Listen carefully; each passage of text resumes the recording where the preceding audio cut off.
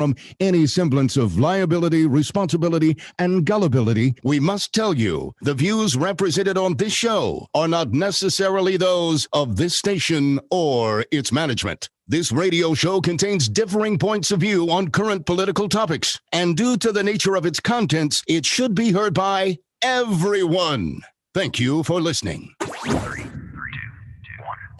Now live from the heart of liberal Wisconsin, where the political party is just beginning. Welcome to the Devil's Advocate Show. Best friends proving it's never personal, only politics. Please allow me to introduce myself. Now here are your hosts, Dom and Crute. Welcome to the Devil's Advocates Radio Show. Happy Whopper Wednesday to us all.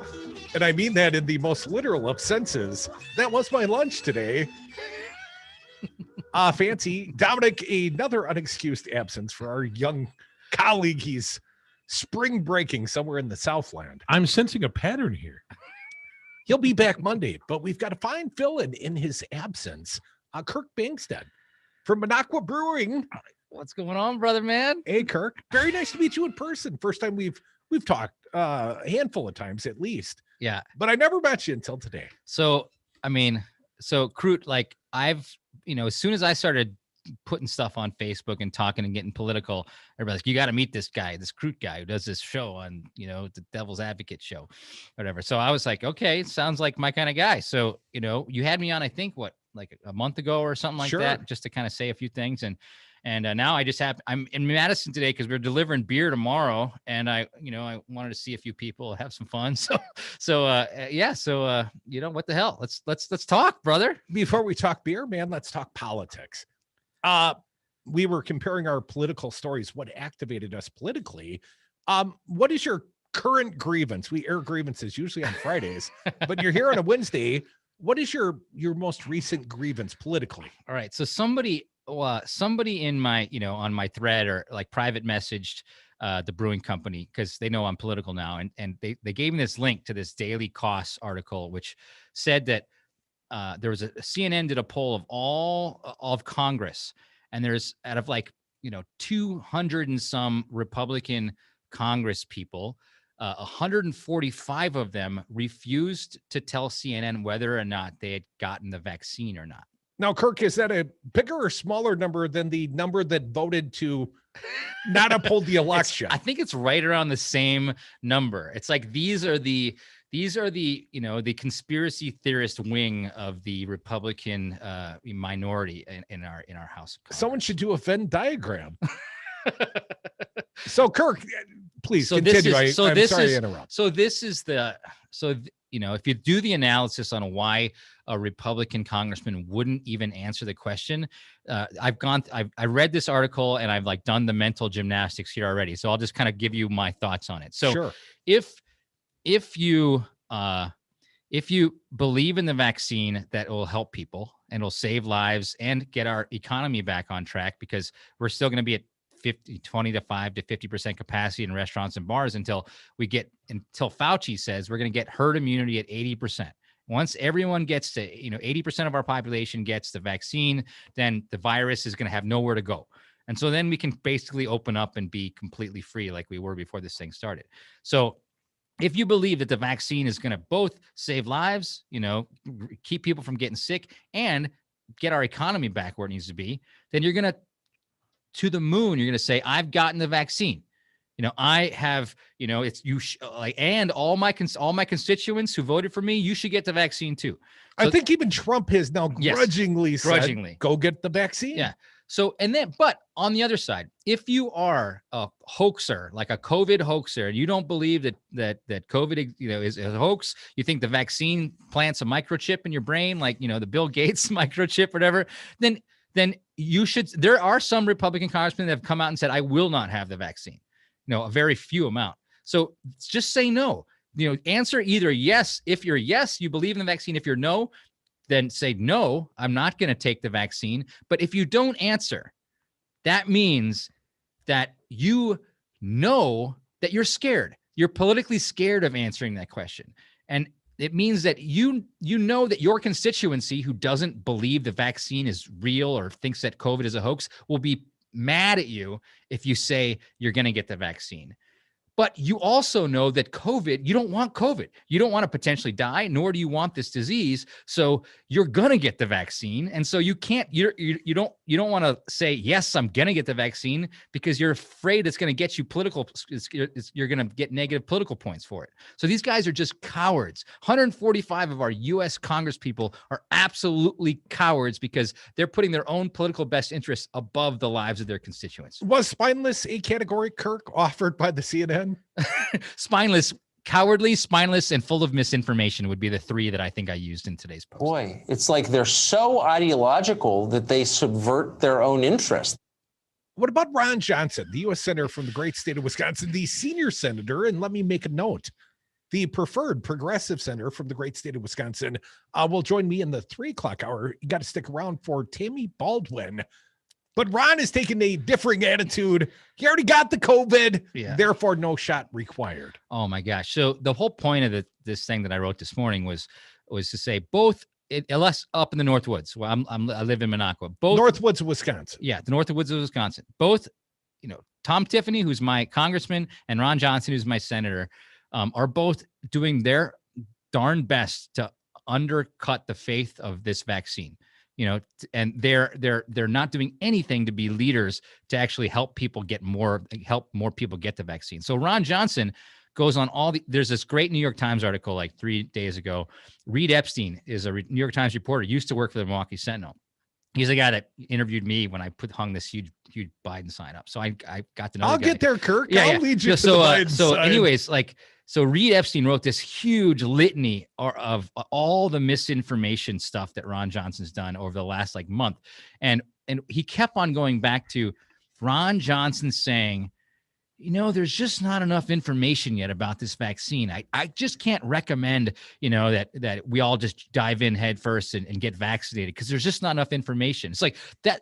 Do you remember hearing that before when we talk about climate change? Oh, change. There's just not enough information yet about climate change to be able to tell businesses not to pollute anymore. That's just wrong. The science is proven. Fauci's right.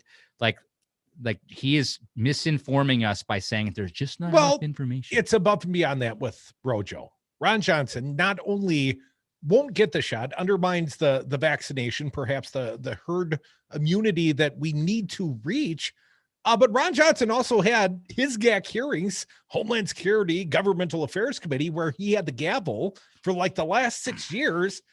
And he held hearings on snake oil, on hydroxychloroquine. Why not direct injection of Clorox bleach like Trump recommended? Oh yeah. I mean, I still think that somebody is there's what's the thing called when you're holding the puppet with the strings? The marionette. The marionette. I really feel like there's some overlord that is has a marionette with Ron Johnson's hands and head and is making his mouth go up and down and is telling him exactly what to say, because there's no reasonable person that would say this stuff. And so I think that I honestly think that someone else is telling him what to say and he's just saying it because there's no way that any average person is really going to buy this stuff. Folks, that is Kirk Bangstad. He is a political sort. He is from the Minocqua Brewery, and we'll talk more about their fine beer. We'll drink some this hour, I suspect. But let me tell you a story about Ron Johnson. Ron Johnson, I might know who's pulling the strings. Ron Johnson was at a fundraiser in Palm Springs, California. And this is according to Kenneth Vogel, who also has some Wisconsin ties. I think he UW graduate, was with Politico and now with the New York Times. And he's been on this show a half a dozen times. And Ken Vogel told us he was there at the same hotel where they were holding a Koch brothers function. And Ron Johnson had a donor set aside. And Ron was telling the donor, well, here's the good news. You don't send me the money. You send the money to the Koch brothers network. It's tax deductible to you. It's anonymous. It's effectively sanitized. And I never have to touch the money. But they, of course, they support me, Americans for Prosperity, and all the many Koch interests. I know there's only one Koch brother left. But Ron Johnson, this has been some years, And so anyways, Ron came on my show back when Ron would come on. And I asked him, and I was specifically asking him from the perspective of the fact that Ken Vogel challenged him poolside. And Ron's perspective is, well, that's very impolite for you to over listen to me in a public space. This is supposed to be a closed event. So anyways, Ron Johnson comes on our show, and I'm asking him from the perspective of Vogel. He's very defensive, but I get to what I was really trying to get to. Hey, Ron Johnson, is money free speech? And his very candid answer, yes, it is, Mike. Yeah. Yes, it is. Yep. And he's a wealthy man in his own regard relative to me, but he's not Koch brothers wealthy. He's not a billionaire. Yep. So, even the rich guys have bigger fish upstream from them. The rich guys don't want to blow their own $8 million, $9 million on a campaign like he had to do. He did the first time he was the elected. first time he was like, yeah. So after on the the re-election and all the subsequent stuff, you're like, I'm not spending any more of my money. I need somebody else's money now. Well, I asked Ron Johnson, I think the very first question I ever asked Ron Johnson on the airwaves, why do you want that crappy job? I mean, you're the king of your own domain. You're a wealthy man. You got a successful company. Go golfing, Ron. Why do you want this crappy job? Yeah. Oh, no. Back then it was about being a deficit hawk. Totally. And the other question I asked of Ron Johnson, I'll tell this story, and it actually kind of put him in a positive light, I thought. But like the second time, or maybe it was the only time, I played the Darth Vader music, like dun, dun, dun, dun, dun, dun. And I said, hey, Ron, guys like me look at guys like you, like you're Dick Cheney or Darth Vader, sir. Oh, no, Mike, I'm a nice guy. And then, went into his political platitudes. But at the end of the interview, as I sometimes do, I think I'm going to try hooking him one just out of left field. And I wait till the music's playing. Like right now is a good time. Like if I was doing it to you, I'd do it right now while the music's playing. Because if you don't Can't react, get back to you. No, time to go to break. Sorry. But we're playing the outgoing music, the Death Star music. And I look at Ron Johnson. I said, Ron, let me ask you, how do you get pizza delivered back to the Death Star, sir? And Ron Johnson didn't miss a beat. He said, I'm a cheap guy, Mike. I take a frozen pizza back to the Death Star. And once upon a time, I thought he was a pretty decent guy, but Ron's changed. We never do. Come back. Devil's Advocates, Kirk Bangstad, and Crudy, and Fancy, and you. So I'll wrap my arms around her, let the revelry surround us. Boy, it's like they're so ideological that they subvert their own interests. Everybody! Listen, if I can get a dessert down them, I think you could throw in a couple of... When you're trying to stay safe, you want the best protection possible. And when it comes to PPE, that means Lutema. Made in the USA with the highest quality materials, Lutema has mask sizes for all. Lutema masks pass ASTM Level 3 and NIOSH efficiency standards and come in a wide variety of colors and types, including M95i. Get your American-made face mask at Lutema.com. That's Lutema.com. And get 40% off your first purchase single item with promo code RADIO at Lutema.com. We're 1 year into the COVID pandemic, and it's clear that we can't afford more obstruction from Republicans like Senator Ron Johnson. He's twice voted against COVID relief bills that would have helped struggling Wisconsin families. We can and we must provide people the relief they need to take care of their families. Together, we can create a better future. Text ACT to 668-366 to join Move On. Message and data rates may apply. MoveOn.org. Political action paid for and is responsible for the content of this advertising. Poll.moveon.org. Not authorized by any candidate or candidates committee.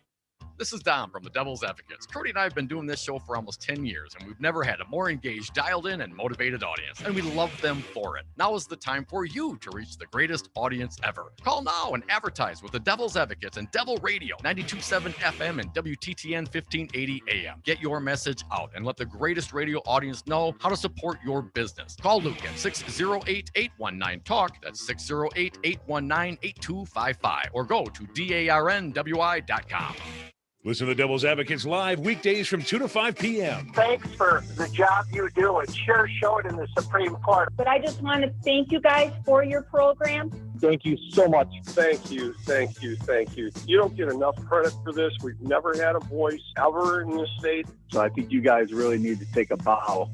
Thanks again for your work. It's really important. You need these guys. They're there for all of us. You're welcome, everybody, and thank you. I wanna be a billionaire so freaking bad. Buy all of the things I never had. The Devil's Advocates, radio for the 99%. Welcome back to the Devil's Advocates Radio Show. A couple of working stiffs here. Kirk Bangstad, he is the owner of Minocqua Brewing Company. Yours truly, and Fancy Brian on the board. Dom will be back next week. We don't miss him at all. Kirk, you've been politicized, sir. Oh, and you and I were comparing notes. The bad governance in the state of Wisconsin. You can't just keep your head down and go about your business.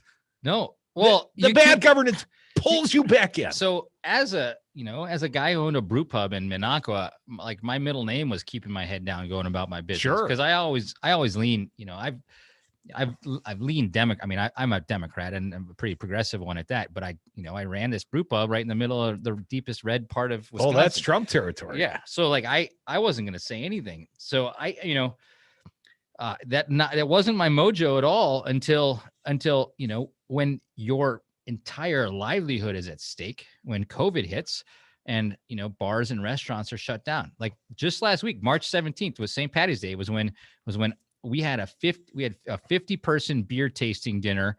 When I was, in a past life, I was an opera singer, believe it or not. So yeah. I like to sing on the show. We might do some singing later. First, the beer's got to flow. My brother, you will abandon and tell me that you love me. That was what I was going to sing a year ago. Yeah. When the police showed Not up. old Danny Boy? That was old Danny. Okay. Oh, Danny Boy. Yeah. Danny Boy. Come on, get your Irish folk song. I'm usually wiped on the only day of the year that I hear the Irish folk songs. I'm sorry if my memory's a little shot on March 17th. I'm too busy drunk and crying. I was as all of us Irish. You're pretty good though. I held a spear in an opera Thanks, once. I held a spear in Rigoletto. I held a spear. Oh, nice. Spear. Yeah. That's what the people that can't sing are the ones that hold the spear. Can you sing? I'm a spear holder. I can't sing. My brother's a trained opera singer as well. He sings down in Virginia, but I just do voices. Hey, I'm going to karaoke if you guys keep it up. So I'm sorry, Kirk. Back to politicized. It wasn't opera. It was the safer at home order a year ago at this time. They basically shut down all the bars, all the restaurants immediately before St. Patty's Day. Yeah. And that was actually a golden time in Minocqua. It was terrible, but we all were on the same page because we were all shut down. Everybody thought this thing was the plague. And so a bunch of restaurants got together. We raised about $15,000 to save us and to serve food for our essential workers, the doctors, the nurses, the police, the fire, everybody, the people at the post office that had to come in, even the gas station guys, that had to stay there. We raised $15,000 to buy lunch for all these guys, to thank them for kind of putting, being essential when we're at home. So we were all on the same page. And then it all started changing when Trump said, this isn't that big of a deal. COVID's not real.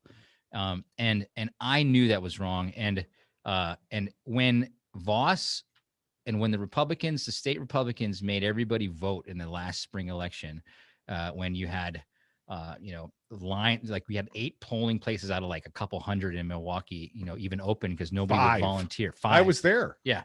So completely safe to go out.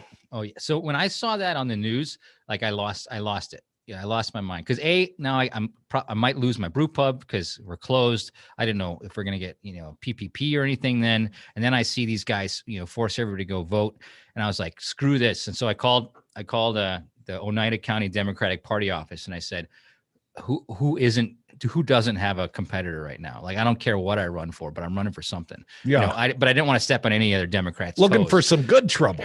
Yeah.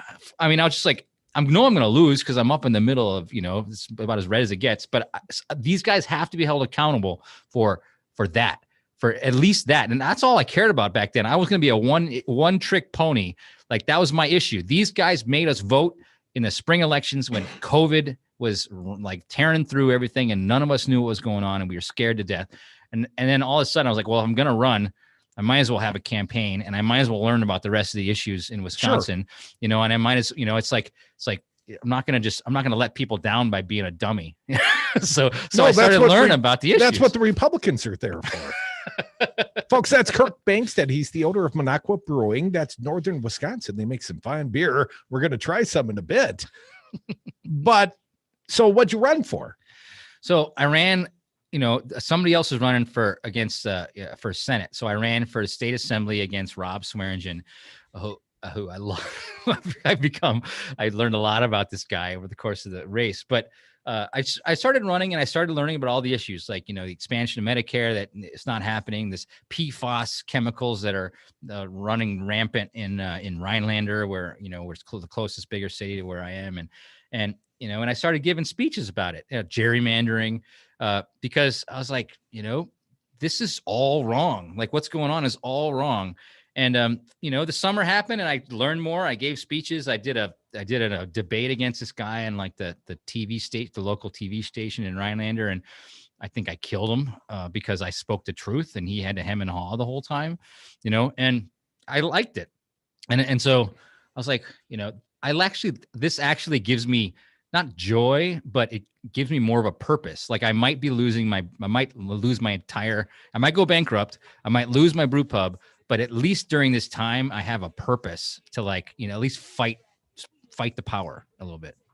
He's Kirk Bangstad, a kindred spirit, man, because you and I have been wearing our politics on our sleeves very publicly. Hell, man, you flew the freak flag. You put up a massive Joe Biden flag on your brew pub in the Northwoods of Wisconsin. You made yourself something of a political lightning rod, let's just say, in the Northwoods. Yeah. Kirk, let's come back. Let's talk about the super PAC, the Biden sign, and the scrumptious Minocqua Brewery beer. Can't wait to try one. Your calls, you could be a part.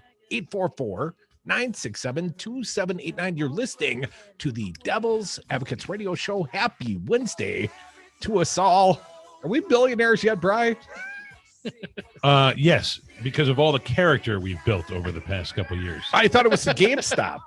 Oh, yeah, that and we've invested in GameStop heavily. But that was before it blew up. We were actually worried about losing money, and it turns out we invested wisely. Yay. Well, I lost it all in radio. Come back, more Devils. When I'm a billionaire,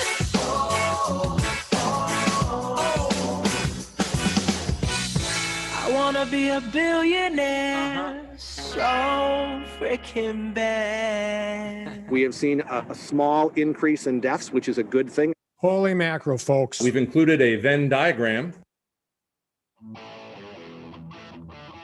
Devil Radio 92.7 FM, covering all the malarkey you can handle. Over the years, we have done our best to bring you the highest quality products our industry has to offer.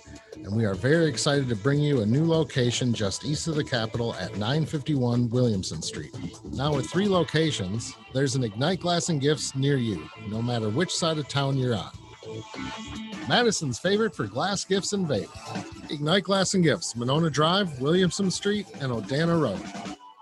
Let's torch some glass at Ignite. Hey there, my name is Kirk Bangstad, and I own the Minocqua Brewing Company. I teamed up with Kristen Bry, the hilarious creator of As Goes Wisconsin, and Pat Kreitlow, the managing director of Up North News, to create the Up North podcast. We're going to talk about Wisconsin news and culture through the eyes of northern Wisconsinites, but also through our progressive viewpoints in the heart of one of the reddest parts of our state. We'll be doing our show live at Devil Radio 92.7 on Wednesday nights at 7, and you can check the podcast out at upnorthpodcast.com. Show starts April 7th. I'm Ed Donahue with an AP News Minute. President Biden has picked Vice President Kamala Harris to lead the White House effort to control migration at the southern border. I can think of nobody who's better qualified to do this than this is a woman who ran the second largest Attorney General's office in America after the United States Attorney General in the state of California. There has been an increase in unaccompanied young migrants arriving at the border in Mexico in recent weeks. The vice president says she is up for the challenge. Needless to say, the work will not be easy, but it is important work. It is work that we demand and the people of our countries, I believe, need to help stem the tide that we have seen. Questions have grown about a lack of transparency at the border by the Biden administration, as it has stymied most efforts by outsiders to see and document the conditions there. I'm Ed Donahue. You took an antacid, and now your frequent heartburn's back. Stop heartburn before it begins with Prilosec OTC. Its unique delayed-release formula blocks heartburn at the source for 24 hours, so you can extinguish heartburn before it starts. Make the switch to Prilosec OTC today and live heartburn-free. Prilosec OTC. 1 pill a day, 24 hours, 0 heartburn. It's possible while taking Prilosec OTC. Use as directed for 14 days to treat frequent heartburn, not for immediate relief. When running a business, HR issues can kill you. Wrongful termination suits, minimum wage requirements, labor regulations. I'm Alan Jones, founder and CEO of Bambi. I created Bambi specifically for small business. Get a dedicated HR manager, craft HR policy, and maintain compliance for $99 a month, seriously. Month to month, no hidden fees, cancel anytime.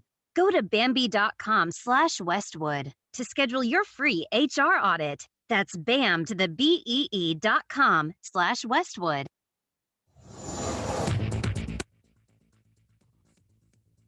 For Devil Radio, 92.7 FM and WTTN 1580 AM, I'm Luke Mathers with your headlines for Wednesday, March 24th. Yesterday, the Wisconsin Assembly and State Senate voted along party lines to give the Republican-led legislature more control on how the state allocates federal COVID-19 stimulus funds. Governor Tony Evers has signaled that he will veto the bill once it makes it to his desk. After the passage of the bill yesterday, Assembly Speaker Robin Vos said Republicans would have no choice but to go to court if the bill is vetoed. Wisconsin law gives the governor broad discretion in the allocation of such federal stimulus dollars. Forecast of overcast skies with scattered showers for today, with a high of 53 degrees. Mild winds expected throughout the day and to continue overnight with a low of 36 degrees. You're listening to Devil Radio 92.7 FM and WTTN 1580 AM.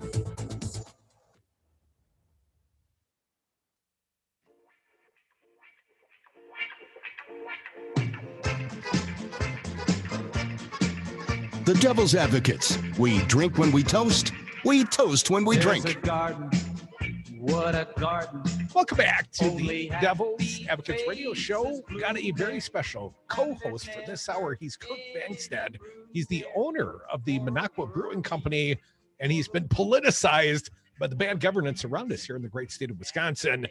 And not only did you fly the freak flag, you got a lot of attention for putting a big Joe Biden flag up in the Northwoods. And that turned into what? Yeah. So I told my staff from day one, I was like, unless they pass another stimulus plan, we're not going to have it. We're not going to have enough people coming into the restaurant in order to make, be a break even. We're going to lose money, and I can't afford to lose money. So unless the government comes and helps us out, then, we're going to have to close after this tourism season's over.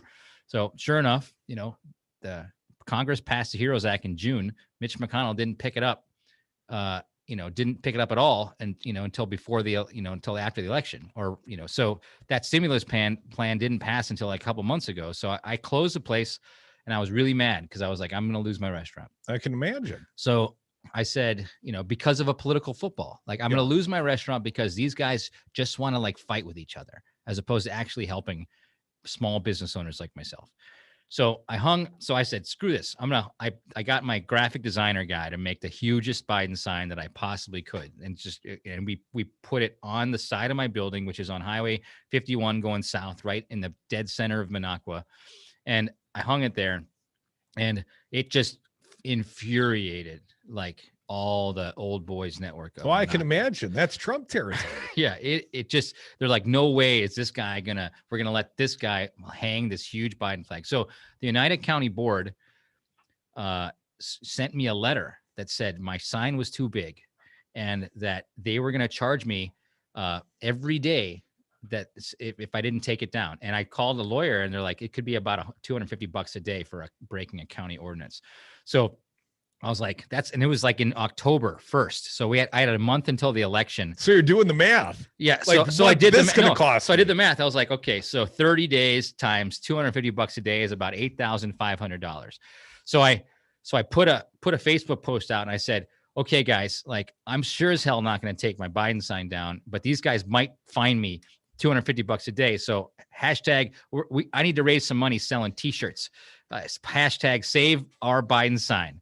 Yeah. You know, so like, here's the link. Here's some T-shirts of a brewery. And, you know, if you think that they're screwing with us and you think this isn't fair, then I would encourage you to buy a T-shirt. And let's try to raise $17,000, double $8,500. So I can give that money to anybody who wants to run against the Lance Krolchek, who's my county board representative.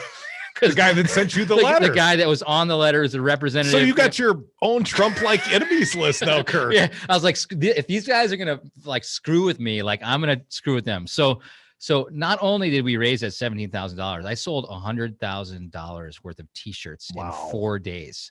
That's a lot of T-shirts, man. I know, from New York, because it's a link on my website. Yeah. So New York, California, like Texas, like everywhere, people are like, that's lame. Like this guy, you can't screw with this guy with his stupid sign. We've seen Trump signs on the back of boats. You know, we've seen the biggest drapery you could find with Trump. Half the farm fields in rural Wisconsin have honking Trump signs. Semi trucks painted. So they knew this was unfair. Even conservatives were like, "This, you're getting screwed." So that started it. And that got the whole New York Times involved, and that got the Wall Street Journal and the Milwaukee Journal Sentinel, and we made the podcast, the daily podcast. So that kind of blew it up. That was a viral post. The Biden signed picture went everywhere, and that kind of made me think, well, okay, if I'm already screwed, I'm gonna lose my everything. I've already come out big for Biden. Like the whole town, like half the town hates, like 60% of the town hates me. The other 40% who voted for Biden love me. Yeah. But like let's just keep going. Like I already had to lay off all my employees, but my brewer's still around, and we still had beer that was was still in the tanks. So we filled up a bunch of crowlers and put a Biden label on, just a paper Biden sticker, and we just called it Biden beer. And, it was just basically the beer that we had left in the tank that was going to go skunky if we didn't sell it, and I'd closed for the season. So very similar to Biden's candidacy, but please continue. I was more of a Bernie guy, but please continue. I was kind of a Bernie guy myself. But so I put the sticker on the thing, and I said, listen, we're going to celebrate this because I was happy and that Biden won. And so we're going to sell these crowlers of beer. And we had people driving up, from Milwaukee, from Madison, like people. That's hours. 4 hours, 3 hours away to get one crowler of beer with a little like a stand. What are those 1855 like mailing label sticker on my like crowler can? Yeah. And I was like, what is going on here? People are ecstatic. Like Biden won by 20,000 votes in the state of Wisconsin with 5 million people. Like people were ecstatic. And this was somehow an extension of, they wanted to celebrate. They wanted to drink a Biden beer. So, that was like, okay, that was an eye-opening experience. I was like, I can't run the brew pub anymore, or at least for this, I closed down for the wintertime, but I can still make beer, and I can make progressive beer. And I could, hell yeah. And so I made Biden beer, and then I was like, okay, let's keep on thinking it up. So the next one was the Inauguration Day beer with a picture of Biden, like somebody with a robe, like a judge passing a beer to Biden as he's holding up his right hand, swearing, taking an oath. And it was like, a peaceful transition of flavor. That was the name of the Inauguration Day beer.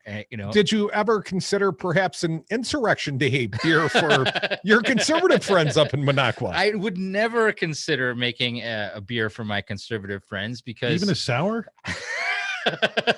made with conservative tears. Well, they can drink their Bud Lights or whatever they drink. Folks, that's Kirk Bangstad. He is the owner of Minocqua Brewing Company in northern Wisconsin. A politicized guy. He put up a big sign, raised a little money, raised a little hell, and then you started a super PAC. Yeah. So the super PAC was. How's that work? How'd you get educated on that process? So, well, when I ran for office, I had to meet with all these political people to understand even how to register and how to do compliance with fundraising and everything. So I got to know the political community in Wisconsin a little bit. So I asked these guys to help me out. And what made me do the super PAC was the insurrection. I actually did it when Ron Johnson voted against the stimulus package, which would have given the billions, some millions to restaurants and bars in Wisconsin. Mm-hmm. I was like, that vote, even though it passed, because now we had a Democratic, run legislature, even though he voted against it, which means he voted directly to hurt me. Yeah. So I was like, and Tom Tiffany, would have done the same thing. So I was like, I am gonna start the super PAC, and 5% of all the profits of my beer are gonna go to the super PAC, which is dedicated to get Ron Johnson out of office, get Tom Tiffany out of office, and to clean up, make my area more progressive up north. Tom Tiffany, if you're unaware, a Republican congressman from the state of Wisconsin that also voted against the electoral process that awarded Joe Biden. Let's just remember this. Toxic Tom Tiffany. Because he votes against the environment, and he's part of like the most environmental part of Wisconsin, which is northern Wisconsin. He always votes against. That's why it's toxic Tom. But let's be reminded here that Tom Tiffany only has gotten elected in Congress because Sean Duffy resigned to be a CNN anchor. And so Tom Spend more Tiffany, time with family. The CNN thing, that's just a side gig. So he resigned, and then Tom Tiffany won the special election in like May. So this was his first real like election. And the votes that got Tom Tiffany elected, Tom Tiffany voted to throw those votes out. Of course he did. Which is, you can't connecting that logical line just doesn't work. But somehow people believe him. Somehow the people that are the Trumpsters believe that, only if there's going to be any election fraud, it can only happen in Madison, Milwaukee. It can't happen in the rest of the state, or that's just ridiculous. So that's Tom Tiffany for you. Folks, that's Kirk Bangstad for you from Minocqua Brewing Company. You can always be a part of this big show. I encourage the callers. We got at least one to start. Andy from Beaver Dam. Andy, say hi to Kirk. Hey, Kirk. Our garage door company, one time, a guy from Washington County, his mother had a house on one of those little lakes for the west of downtown Minocqua, and we went up there, and I always marveled that everything was melted down here, but we got up there, and there was still ice on the lakes yet. Yeah. From because it hadn't warmed up enough. But, the reason I called Curdy is your buddy John Jagler was on the local Good Karma station over the noon hour, and he's still preaching the normal Republican stance about, why they didn't accept the Medicaid money 7 or 8 years ago, whenever it was. And well, it's $3 billion in counting here in the state of Wisconsin. The failure to expand Medicaid has been a $3 billion indefensible position. And over the next 2 years, there's a sweetener, the ARP bill, the National Recovery Bill, includes a sweetener to expand Medicaid that even states like Wyoming are considering, Andy. And Robin Voss says, no way we're taking that $1.6 billion, even though we'll accept Medicaid money at 59% reimbursement rates. And even though a third of our entire state budget is propped up with federal dollars, we don't want to expand the welfare state. Indefensible, sir. No, and then he's saying, well, that money may not last. It couldn't be exhausted. Then we'd be sitting there, Plus, that's welfare. Even Mark Bourne from Beaver Dam, the assembly guy. Oh yeah, we can't take that money. That's just out of the question for us to take that money. And when did health care become welfare? I don't know. I mean, isn't that a principal thing? That without health care, we're screwed, right? I don't get it. Well, but anyway. We're the only Midwestern state that hasn't taken that money yet. I think there's like 38 states that have so far, and all of the other ones are like really deep red southern states.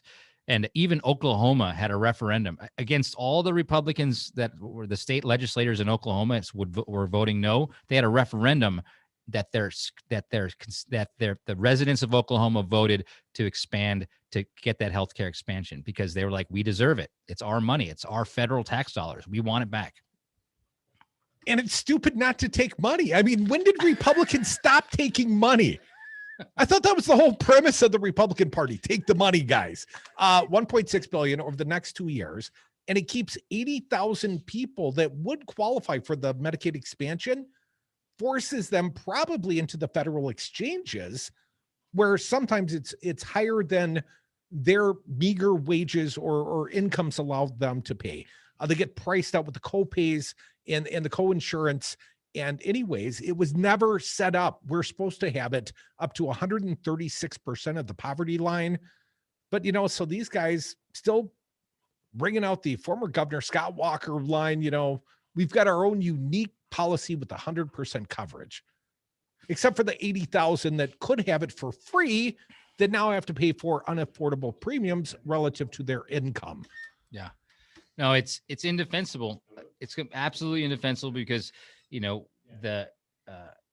every other state is taking this stuff. And this to say that we're not going to get it like eventually because we're going to overturn the Affordable Care Act. I mean, that's the oldest worn out argument I've ever heard. And that still is being talked about by, our state legislators. Well, you still got Republican attorney general seeking to overturn the Obamacare. That panel still wages. I mean, Joe Biden's talking about what a public option. Some like me would advocate for Medicare for all, but I know Joe ain't there yet. But anyways, that's Kirk Bangstad. And it's nearly time to start day drinking up in here. We'll crack some fine Minocqua Brewery beers. He is a political fella, and you can be a part of this show like Andy was, and Slammer will be soon. You can dial 844-967-2789. Be a part of this little party. We do this every afternoon for your enjoyment right here on Devil Radio 92.7. Shout out AM 950 Minneapolis, KGOE in Northern California. Our friends at WADR in Janesville. More Devil's Advocates. Kirk Bangstad filling in for Dom. More beer drinking. Let's drink some more beer. Polka. Woo! We'll be back.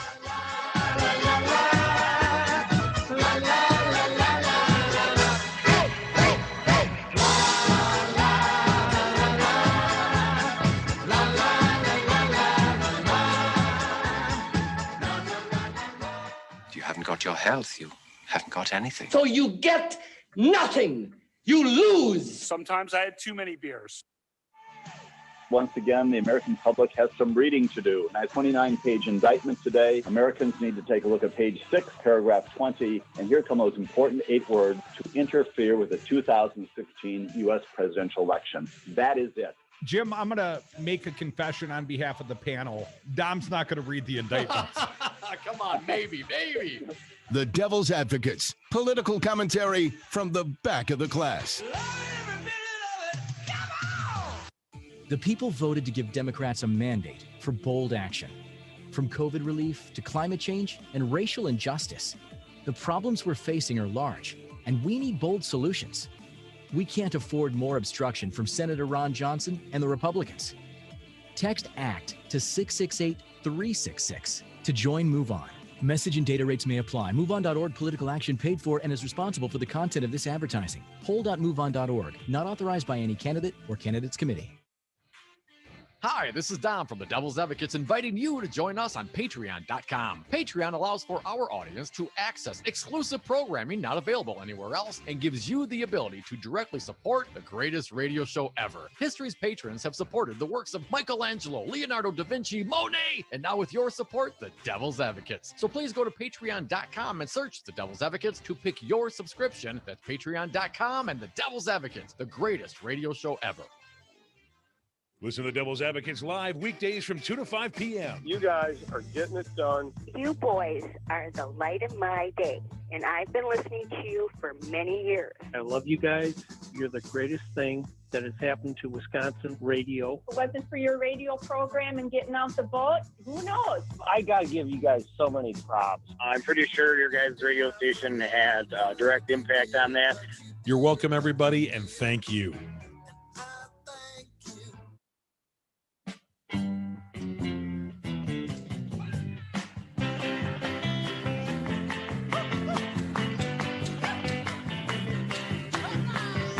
The Devil's Advocates. Sausage making never looks so good. Welcome back to the Devil's Advocates radio show. Got a friend. He's Kirk Bangstad from Minocqua Brewing. And it's time to do some day drinking. Time to do some day drinking. Oh, look at those fine brews, man. I love the art. They're very creative. Yeah, so... What'd you bring us today, Okay, Kirk? so I'm going to give your beer to you first because you're a Bernie guy. I want the Bernie brew. So this is a Bernie brew, and it's we call it a lovingly irascible and democratic socialist milk stout. I'm all of those things. And it's infused with maple syrup from both Wisconsin and Vermont.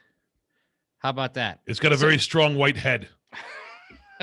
Sure, pass that one down, fella. So here we go. So that's yours. Nice. That's for you because you're a Bernie guy. Now, wait, you gotta remind me your name again. I'm Brian. Dancy Brian. So Brian likes IPAs. So I'm gonna introduce. This is the Fair Maps IPA, and this is a special one.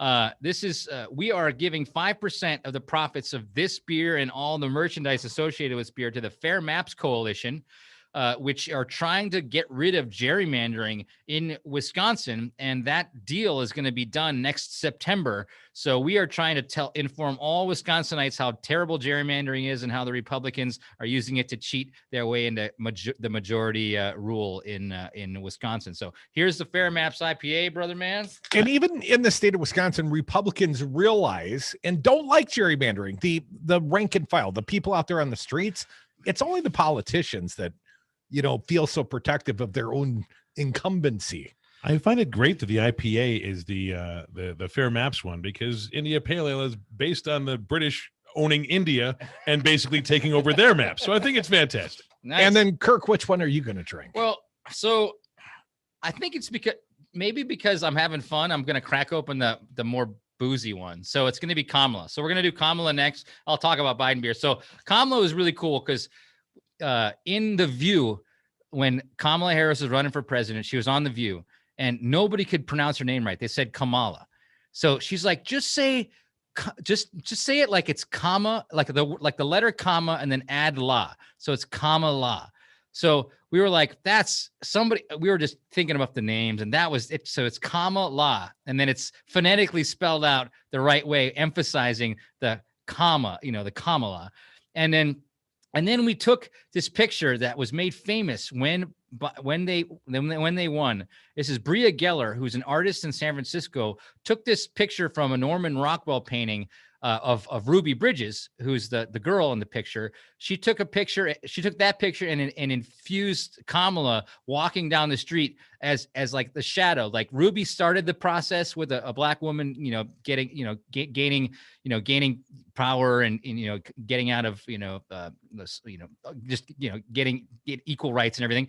And then Kamala is now like the extension of that movement. When we have our first black woman vice president. So this is I believe it or not, I cried when my graphic designer showed this to me for the first time. So I believe it. It's lovely. As a art piece, it's lovely. And yeah, I didn't quite get the Kamala, but now I do. Now it's Kamala, yeah. So I mentioned Bria Geller because we talked to her, and so she's a great artist, and she gave us.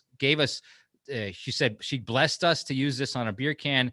If you want to buy art from her, you go to her website, briageller.com, I believe. I'm going to crack this one open, but finally, this is the guy that put Minocqua Brewing Company on the map from a statewide perspective. People like this in Minocqua, but this is Biden beer. He's got his Ray-Bans on. Set that one aside for Tammy Baldwin. We'll offer it to the senator.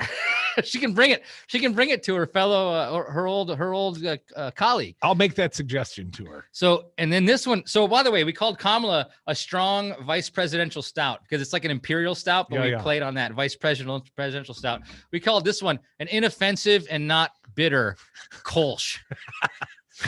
Because obviously when we came up with this one, that was the tagline. He's like, he's inoffensive, he's not bitter, that's good enough for us, So that's a Biden beer. So I'm gonna drink the Kamala because it's more expensive. I mean, it is more expensive, but it's also more boozy. So, and a fine arty piece in its own regard. I like the Bernie beer; it tastes quite good. Let's go to the phones. Let's welcome our buddy Slammer. Slammer, say hi to Kirk Bangstad. Hey, Kirk Bangstad. Are you actually in studio, Kirk? I am. Good. Hey, don't stop drinking until I bring the cheesy garlic bread. All right. On occasion, I'll make a request of the audience, and Slammer's been the guy that's brought me garlic bread more than once. Nice. So luckily, I'm socially distanced from these guys, so I can't smell their whatever they had for lunch. Thank God. Hey, they got beer in their breath by now. I had a Whopper. You weren't listening at the beginning of the show. What do you got politically, Slammer? All right. Hey, you guys are beating up on poor Tom Tiffany, and I just want to throw a little fuel on the fire. I do a lot of advocating for people, and I just happened to be filing a complaint at the WARC when I ran into Andy Dry. He was a DNR warden who got screwed because of Act 10. His supervisor put it to him, and they kicked him out of his job. So I went to Tom Tiffany. I went to bat for him because I run through the Capitol, and I met Tom Tiffany, and Tom says, "Oh, I'm really concerned about this, and do whatever you can for him." Now, this guy Tiffany wouldn't lift a finger to help law and order. But he wants me as an advocate who's already, I'm fighting for my own causes and struggling with it. He wants me to go help this guy. And I'm like, I'm not the guy with the badge. Come on, help him. So that's a Tom Tiffany story. He's a loser. Yeah. Toxic Tom. He's been on the show. Slammer, cheese bread, garlic bread. Always appreciated, man. Love when people bring us beer and snacks, and it makes the show better somehow. So I can't do my podcast without a beer, because that's it's just that's the whole point. When you're sitting around with a beer, you want to solve the world's problems. So that's what we do. Well, we'll leave a few problems for you to solve, but let's talk about that. The local promo stole your thunder. You're rolling out a new podcast, and it's going to be right here on Devil Radio Wednesday nights at 7 p.m. as a live feature, and then it will be available. But who are your co-hosts? So my co-host, Kristen Bry, she's her parents live in Rapids, so that's why we gave her the Northwoods seal of approval, which is not quite the Northwoods, but she's a comedian that does As Goes Wisconsin, and she does like TikTok videos about Wisconsin politics. She's hilarious. And we got Pat Kreitlow, who is the managing right, and so we had this idea. We're like, okay, let's do a podcast that goes along with Up North News that talks about like this from a progressive point of view, but it's because we got to combat this crazy news happening up north. So we talk about Wisconsin politics, but put a up north progressive spin on it. Kirk Bangstad, he's a brewer.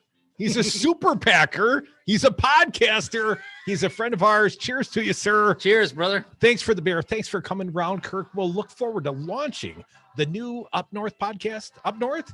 Yep. That will launch right here on Devil Radio April 7th live. They're doing it live at 7 p.m. Central Time. Come back, hour 2. It's live as well. More Devil's Advocates. I liked beer. I still like beer. I've not yet begun to defile myself. Sometimes I had too many beers. We've included a Venn diagram. 3 great stations have teamed up to bring you one tremendous impact. Chicago's Progressive Voice, WCPT 820 AM, Minnesota's Progressive Voice, AM 950, and Devil Radio 92.7 Madison. Representing the best independent progressive talk stations in cities in America. We partnered to offer one affordable advertising package that can cover the Great Lakes region. Now your company or cause can reach our highly engaged, combined monthly audiences of over 250,000 listeners, plus our combined worldwide streams and digital footprints at one low price. Local service, creative, and ad production available for an impact second to none. Call Devil Radio today at 608-819-8255. Stream Progressive News and Talk 24/7, as well as download exclusive podcasts and interviews at devilradio927.com. That's devilradio927.com. You are listening to WTTN Columbus, W224EG Madison, always streaming at devilradio927.com. AP News. I'm Ed Donahue. President Biden has picked Vice President Kamala Harris to lead the response to challenges at the southern border. The AP's Sagar Magani has the story. It's similar to the Obama administration's early years, when then Vice President Biden was tasked to lead the Iraq pullout. This time, the president's turning to his number 2 to tackle a surge of young migrants at the border, a challenge that threatens the administration's legislative agenda. When she speaks for me. The president says she'll deal with the Northern Triangle nations of El Salvador, Guatemala, and Honduras to tackle internal issues that drive immigration. Needless to say, the work will not be easy. The U.S. has seen a dramatic spike in border encounters the past 2 months. Sagar Magani, Washington. Dr. Anthony Fauci says more people are getting vaccinated. Every day we get closer and closer to that extraordinary degree of effectiveness which we're seeing at the community level. But Fauci also says there are still about 55,000 coronavirus cases a day in the U.S. When you're at that level, I don't think you can declare victory and say you've turned the corner. The fears are relaxing social distancing and other measures could easily lead to another surge. Family members and colleagues at the King Soopers Market in Boulder, Colorado, are remembering Ricky Oles. The market employee was one of the 10 people killed there. She was a snorter when she laughed hard.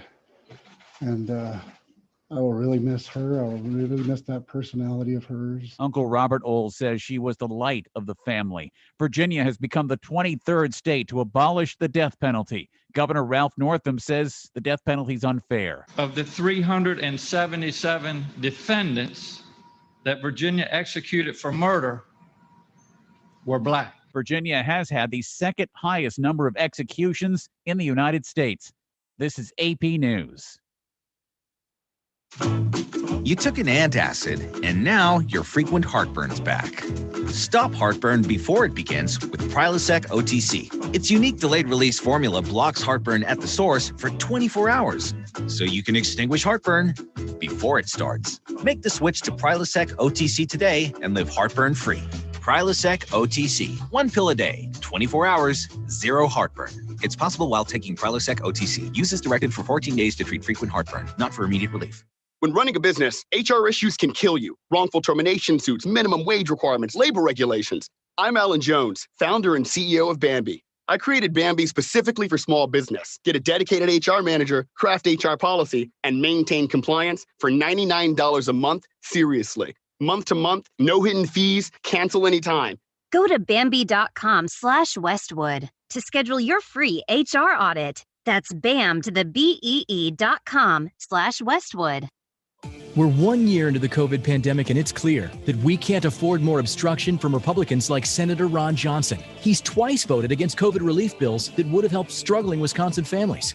We can and we must provide people the relief they need to take care of their families. Together, we can create a better future.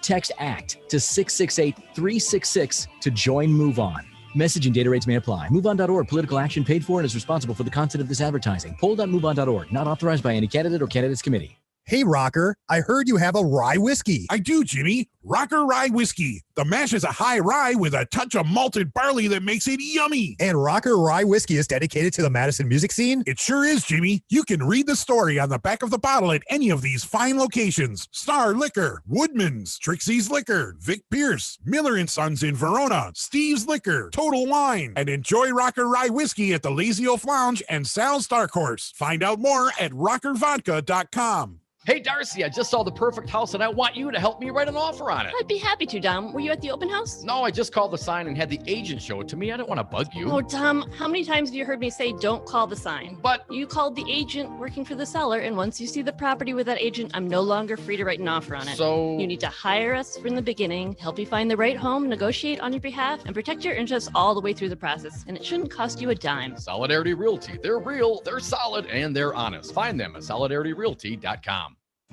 Hey, Dom, how many palindromes can you name in 30 seconds? Race car, mom, dad, reefer, kayak, level. Did I say mom already? You're forgetting one really important one. Zero res. Not only is it the coolest palindrome ever, it's also our favorite. Right, I remember. Why is that again? They advertise with us. Zero res, my favorite palindrome. And carpet cleaner. Get the best carpet cleaning ever. Schedule your carpet cleaning online at zeroresmedicine.com. Tell them the Devil's Advocate sent you.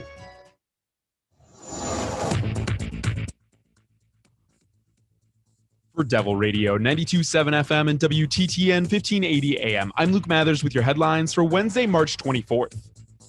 On Tuesday, Republican lawmakers approved measures that would bar Wisconsin health officials and employers from mandating COVID-19 vaccinations and force a hard timeline for state workers to return to in-person work. In one proposal, state and local health officers would not be allowed to require the public to receive COVID-19 vaccinations. A second bill would bar employers from requiring their workers to receive the vaccinations. The measures are likely to be vetoed once they make it to Governor Tony Evers' desk. A shooting that left one man injured at the city's temporary homeless men's shelter on Madison's Near East Side earlier this week has sparked renewed debate about the plans for a permanent shelter near Easttown Mall. You're listening to Devil Radio 92.7 FM and WTTN 1580 AM.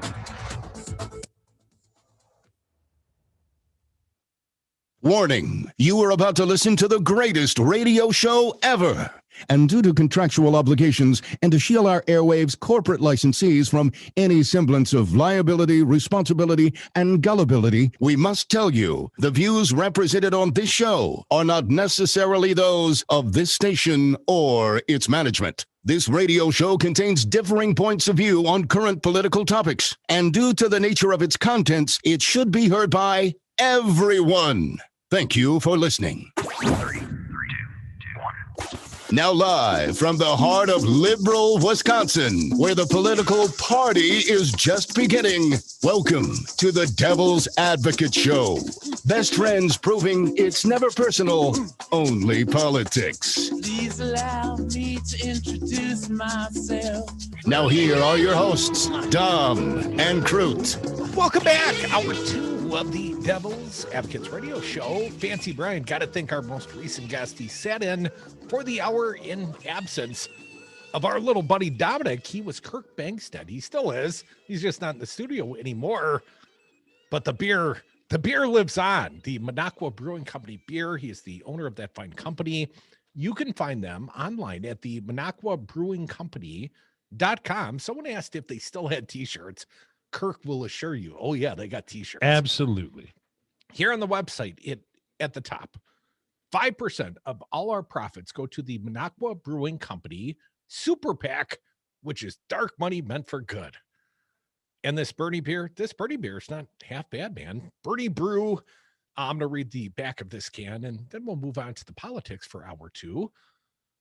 Progressive beer started when we closed our brew pub because Donald Trump played politics with COVID-19 and Mitch McConnell let restaurants twist in the wind.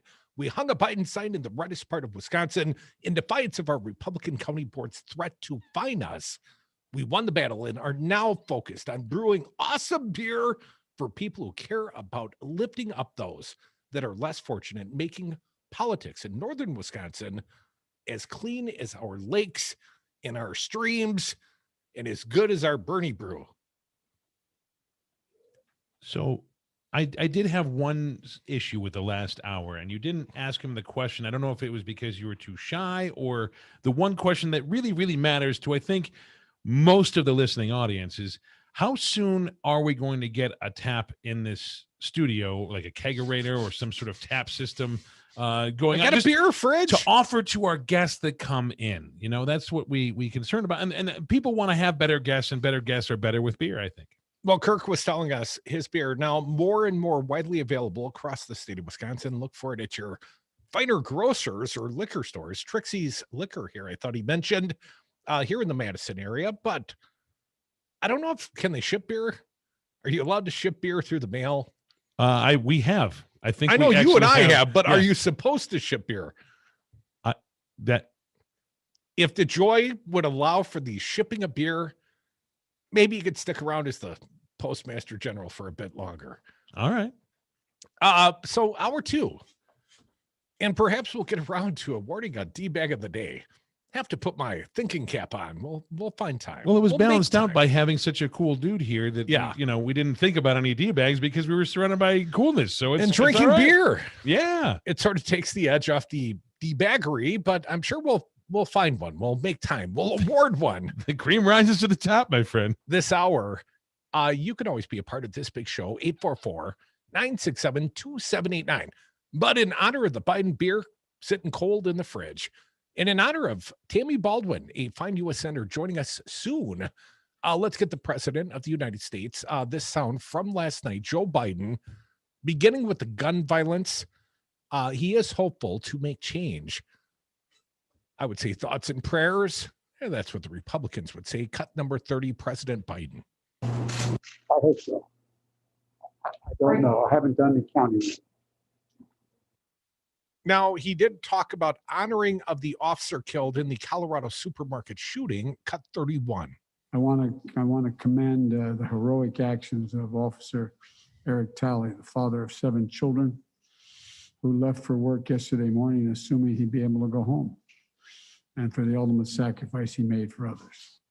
Biden moved on to talk about vaccines, and big numbers need a lot of doses to get to all Americans. Play for the People 32. We've been able to organize and help increase the number of doses in a much shorter time. So by the end of May, we're going to have on hand roughly 600 million doses, enough for every American. More of President Joe Biden. The rescue plan keeps businesses open. Yeah, that's the idea. Get your vaccinations. And all you Republicans that want the world to open up again, as we all do, get your vaccinations, and then businesses can stay open. Play for the People, cut 33. Hundreds of thousands of businesses are now not going to go under, but they're going to have an opportunity to reopen and have the financial assistance to be able to do it the right way and safely. Kirk Bangstad, just here from Minocqua Brewing Company. He and I, both a couple of small business peoples. We've all lived through this pandemic together. At least the current president's trying to, throw us a bone, help us stay open, help us continue. I'm not going to say to thrive, but at minimum survive in this pandemic economy. More from Joe Biden, if you would fancy, play cut 35. This is going to be life-changing. It's estimated this will do more to end child poverty in America than anything we've ever done.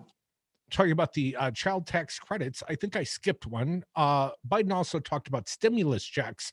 Cut 34, please. By tomorrow, we will have distributed 100 million of those checks. 100 million. People are going to remember that vaccinations. More from Biden, a diverse cabinet he's selected. Now mostly empaneled. Cut 36. We have the most diverse cabinet in history. We have a lot of Asian Americans who are in the cabinet and sub-cabinet levels. Our cabinet is formed. What does Joe Biden do in the helicopter side pressers like Trump used to? Sorry, too loud, can't hear you. One more from President Joe Biden talking about Trump and the dismantling of Central American aid. Cut 37. The last administration dismantled all we had put in place relative to dealing with the problems in country. Well, he's quick to blame. Donald Trump is. And he's saying, well, Biden wrecked all the good work we had done, and we're almost done building that wall. And didn't Mexico pay for it? Is that an open invoice? Oh yeah, that's he's going to collect on that so soon. I feel quite confident. It'll be right there when he shows up for your Trump University degree that he's going to sign. Well, I'm looking forward to graduation. 844-967-2789. Going back to the phones. Bob from Minneapolis, listening on AM 950. Welcome, Bob. What do you got for us? Hey, guys. I am just so delighted to turn on the radio and hear somebody, a guest person from the North Woods. I was born and raised in Ozaukee County, Wisconsin. Nice. My parents owned a cabin up in St. Germain, which is just a little bit east of Minocqua, as I'm sure Kirk knows. And I come up there 4 or 5 times a summer, and it's a place I've been going to forever and a day. And I want to, first of all, put in a plug for that area. And now that I know about the Minocqua Brewery, which I've gone past several times, I am definitely going to stop there and throw some money your way to support what you're doing. I have a couple of questions. First off, can you speak a little bit about who might be able to take on and take down Ron Johnson in a couple of years? That's kind of something I've been wondering about, and I think you guys are probably a pretty good resource for some of that info and intel. Well, Bob, I got some favorites. Who I perceive, and I think she will soon announce for the race, is the state treasurer of Wisconsin, a lady by the name of Sarah Godlewski. And I often say of Sarah, she's got a lot of message discipline. She's very intelligent, and she's got a lot of it. She's got a lot of personal charisma. She's good on the stump. She's good on the rope line. She apparently a good fundraiser, and I think she'll make a formidable Democratic candidate. Above and beyond that, the lieutenant governor here in the state of Wisconsin, Mandela Barnes, very dynamic, quite young still in his political career. He's an African-American guy, handsome, smart, all the same things, all those same qualities. I think it's going to be a little more of a challenge for Mandela Barnes, though, Bob, because he's already got a gig as the lieutenant governor, and it's on the ticket at the very same time. And I know the current governor of the state of Wisconsin, Tony Evers, would love for Mandela to still run for lieutenant governor. He's expressed as much publicly, but obviously Mandela's got to be an ambitious young guy. He's already risen to a fairly high office at a young age. Above and beyond that, I think Alex Lasry, he has the personal resources. His dad, a billionaire, I think. Alex worked in the Obama White House. He's got something of a political resume. I think the fact that he's shying away from his experience with Goldman Sachs, I think will have to be explained at some point. But he's a smart guy. He's young. He's wealthy. He can self-finance, or at least his family could. He tells us that he's going to seek small donors, but he's a fairly progressive guy. And then there's some others that would like to be considered. I've talked to a few of them, or prospective campaigns for them. Chris Larson, a state senator out of Milwaukee. Chris is a talented, again, a fairly young guy. I guess I'm in his mid-30s. Again, a handsome guy. Not that that should matter in politics, but I think it does. We Democrats love to fall in love, as you know, Bob. And, it helps if you have a charismatic candidate. And the Outagamie County executive, Tom Nelson, was the first in the race. So he's got that going for him. Tom also serves in a relatively purple county, and he won votes up there. So he's proven he can win votes outstate. And the person that sets the example here in the great state of Wisconsin for winning votes outstate is my soon-to-be guest, Tammy Baldwin, coming along in about 15 minutes. Tammy destroyed her Republican opponent. And while Tony Evers was winning election, Tony Evers, the governor here in Wisconsin, by the skin of his teeth, Bob, 31,000 votes, Tammy Baldwin was crushing the Republican by 11%. She won statewide. Tammy Baldwin, a very progressive senator, soon to be a guest on this fine program. Come back with us. Your calls could be next. 844-967-2789. More Devil's Advocates. I still got more Birdie beer. Birdie Brew, I guess it is. I only got a little bit of that IPA left. Well, you're a bigger guy. You drink it quicker. It's good. I'm savoring mine. Day drinking. I'm usually a double captain diet guy, but I'm making an exception. Drinking some Minocqua Brewery Company Birdie Brew. I got the Biden Brew for Tammy Baldwin. She won't be in studio, so I'm going to offer it to Tammy. Then I'm going to drink it later. Come back, poor devils.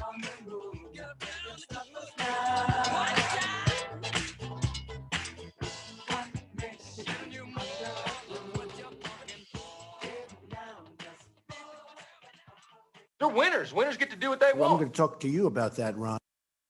The Devil's Advocates. Darren from Madison tells us he's a former Capitol Police officer. You can't even compare the two of what happened, yesterday and with Act 10. Darren, did you, as a Capitol Police officer, ever witness any violence in the Wisconsin State Capitol? Nope, not at all. It's about as peaceful can be when it comes to peaceful protesting. It was an unlawful assembly, but at the end of the day, there was no violence at the end of the day. It was people coming in and singing. Listen to Devil's Advocates live weekdays from 2 to 5 p.m. The people voted to give Democrats a mandate for bold action.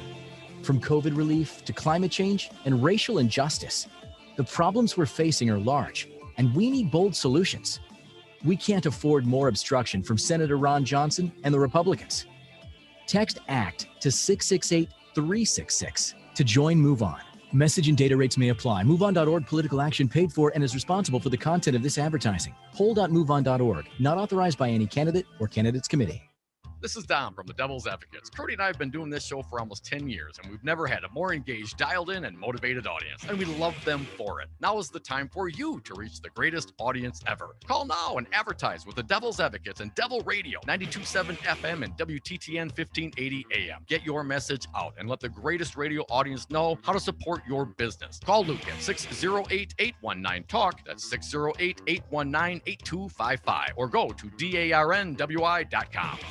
The Devil's Advocates. I just wanted to thank Crudy for going up to the Capitol and decorating the tree. I think it was some of your finest jackassery. Eddie, that's a real compliment because there's quite a history of jackassery with this man. I'm in the legal books of the state of Wisconsin. My jackassery has been enshrined for posterity. I have set precedent with my jackassery. I think you should take it to court, though, and you should tell the judge it's a matter of law and orderment. Political commentary from the back of the class.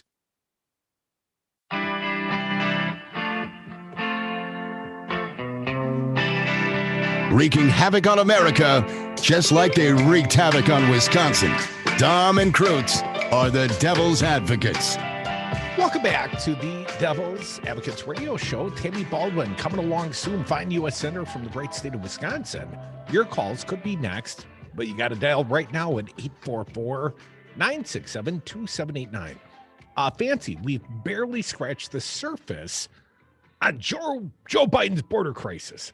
That's all I hear about on Fox News. Oh yeah, that's really a huge crisis now. Did you hear Joe Biden wrecked it? We got a border crisis. That's amazing. I mean, honestly, he's accomplished a lot of destruction and terror and ruining of this country in just 2 months. It's amazing. I know it took Donald Trump nearly 4 years to wreck our country, and Joe Biden hasn't cleaned up all his messes. What did Barack Obama say once upon a time? You know, Republicans get mad because they crash the economy into the ditch, and I don't get the bus back out of the ditch quick enough. Something of that effect, I paraphrase. But, you know, Republicans, they squawk. Well, Biden has taken a move. He's tapped his VP, Kamala Harris. This is going to be her problem now, and perhaps she will have solutions.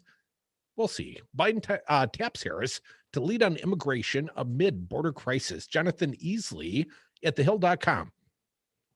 President Biden has tapped Vice President Harris, not the Kamala beer.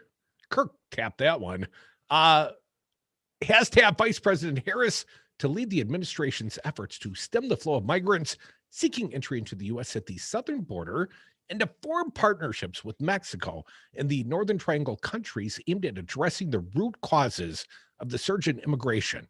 Harris will spearhead the White House's immigration portfolio so that Mexico and the Northern Triangle will know, and here's a quote, "There is one single figure dedicated to this effort," a senior administration official said. Biden announced the move on Wednesday from the White House after meeting with Harris Health and Human Services Secretary Xavier Becerra, Department of Homeland Security Secretary Alejandro Mayorkas, and several other immigration advisors. I have asked her, this is a quote from Biden, "I have asked her, the VP, today, because she is the most qualified person to do it, to lead our efforts with Mexico and the Northern Triangle and the countries that are going to need help in stemming the movement of so many folks, stemming the migration to our southern border." A White House official said Harris's work will run along two tracks. First, to address the swell of migrants at the southern border, and second, to build a long-term partnership with Central American countries. The people are fleeing. Again, a quote. She'll work first on the goal of stemming the flow of irregular migrants to the U.S., but at the same time, the real goal is to establish a strategic partnership with these countries based on respect and shared values, the official said. Harris's appointment comes at a critical time for the Biden administration, which is struggling to handle a surge of migrant children seeking entry to the U.S. And the Hill leaves this out, but I'm going to add it. That surge started 9 months before Joe Biden was elected. So don't act, Republicans, like Joe Biden swung the doors open the borders. This problem started before the Biden presidency. And it wasn't in response to something Joe Biden said. It's in response to the conditions on the ground in Central America.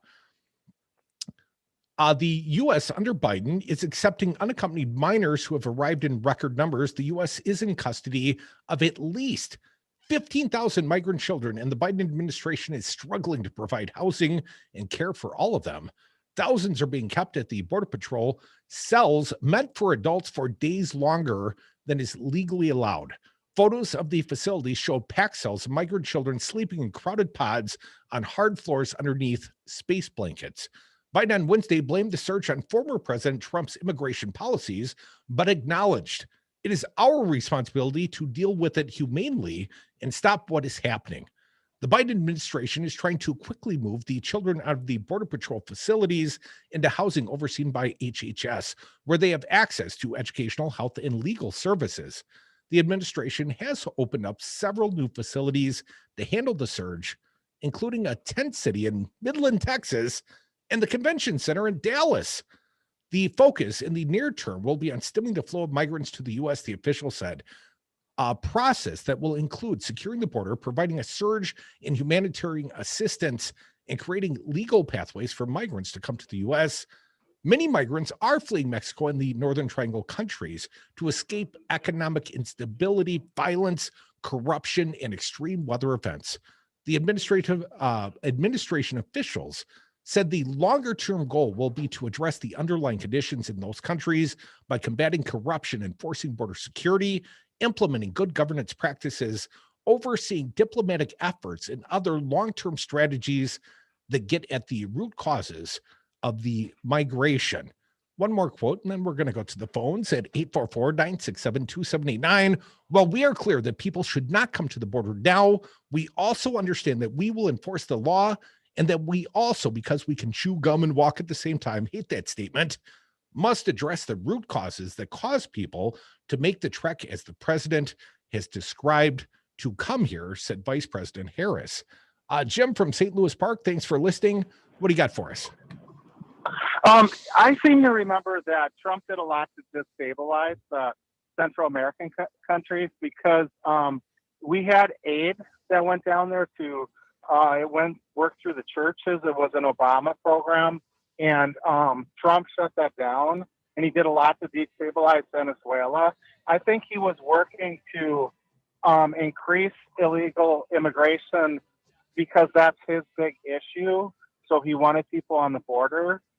That's one thing. Another thing is we don't really find people that hire people up here without papers, and that's a big part of this situation. Yeah, there should be more onus put on the employer to stop hiring people that can't prove their legal status to work. Don't you think, Jim? I think so, and I do think Trump worked hard to destabilize that area because he wanted those immigrants up on the border because that's his number one issue.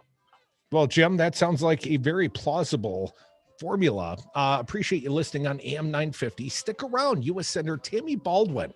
It's been a while. She only comes around lately when Dom's on vacation. Fortunately, that's frequently enough that she's coming by next. More Devil's Advocates, U.S. Senator Tammy Baldwin, our fine guest.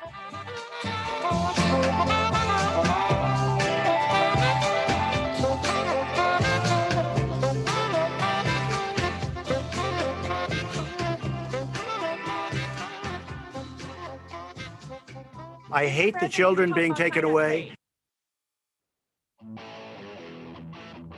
From Wanakee to McFarland, 92.7 FM is essential radio to get you through the pandemic. Dane County is a caring, compassionate community. As County Executive Joe Parisi knows, our people and places are special. That's why he built a partnership that created mental health teams in our schools, strengthening an unrivaled safety net that puts people and families first. Through his commitment to conservation and parks, Joe has protected thousands of acres for future generations. His innovative work to clean our streams and lakes is removing century-old sludge from our waterways, improving water quality and reducing the risk of flooding. And his leadership to address climate change, even as others ignored it, has made Dane County government's energy usage 100% renewable and our air cleaner. Joe also knows everyone in our community deserves access to opportunity and a second chance, like the one he got after dropping out of high school as a young man.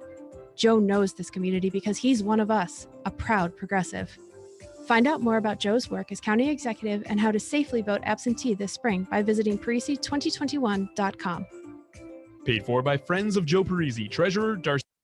Coronavirus update. I'm Ed Donahue with an AP News Minute. Stocks ran out of gas. The Dow finished down 3 points. At the daily White House coronavirus briefing, Dr. Anthony Fauci was asked if the country is turning the corner. My response is really more like we are at the corner.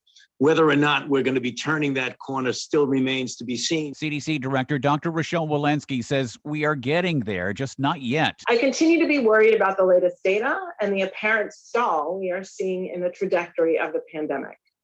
CDC is watching these numbers very closely. Walensky says this has been a rough year. Numerous studies have found that the pandemic has had a profound effect on our mental well-being. Stress, uncertainty, fear, isolation, all can take and have taken a substantial toll. Meantime, in Germany, Chancellor Angela Merkel has canceled plans for a 5-day coronavirus shutdown over Easter.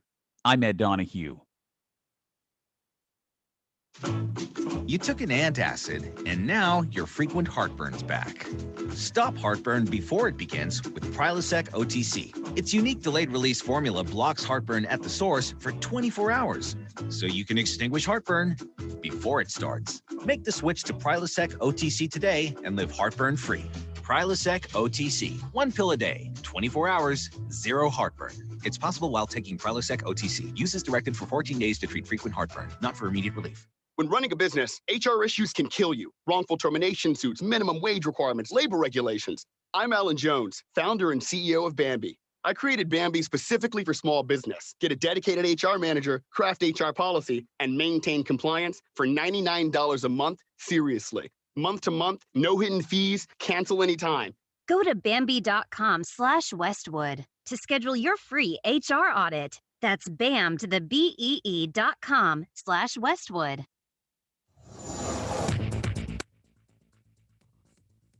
For Devil Radio 92.7 FM and WTTN 1580 AM, I'm Luke Mathers with your headlines for Wednesday, March 24th. Assembly Republicans voted Tuesday to direct a legislative committee to investigate how elections in Wisconsin have been administered over the last 2 years. The Campaigns and Elections Committee had already begun holding hearings on last year's presidential election, but yesterday's vote will allow lawmakers to increase scrutiny through subpoenaing of documents and witnesses. Wisconsin lawmakers yesterday approved a bill to provide the Consumer Utility Board, an independent nonprofit consumer advocate, with funding to negotiate more favorable utility rates in Wisconsin. Forecast of overcast skies with scattered showers for today, with a high of 53 degrees. Mild winds expected throughout the day and to continue overnight with a low of 36 degrees. You're listening to Devil Radio 92.7 FM and WTTN 1580 AM.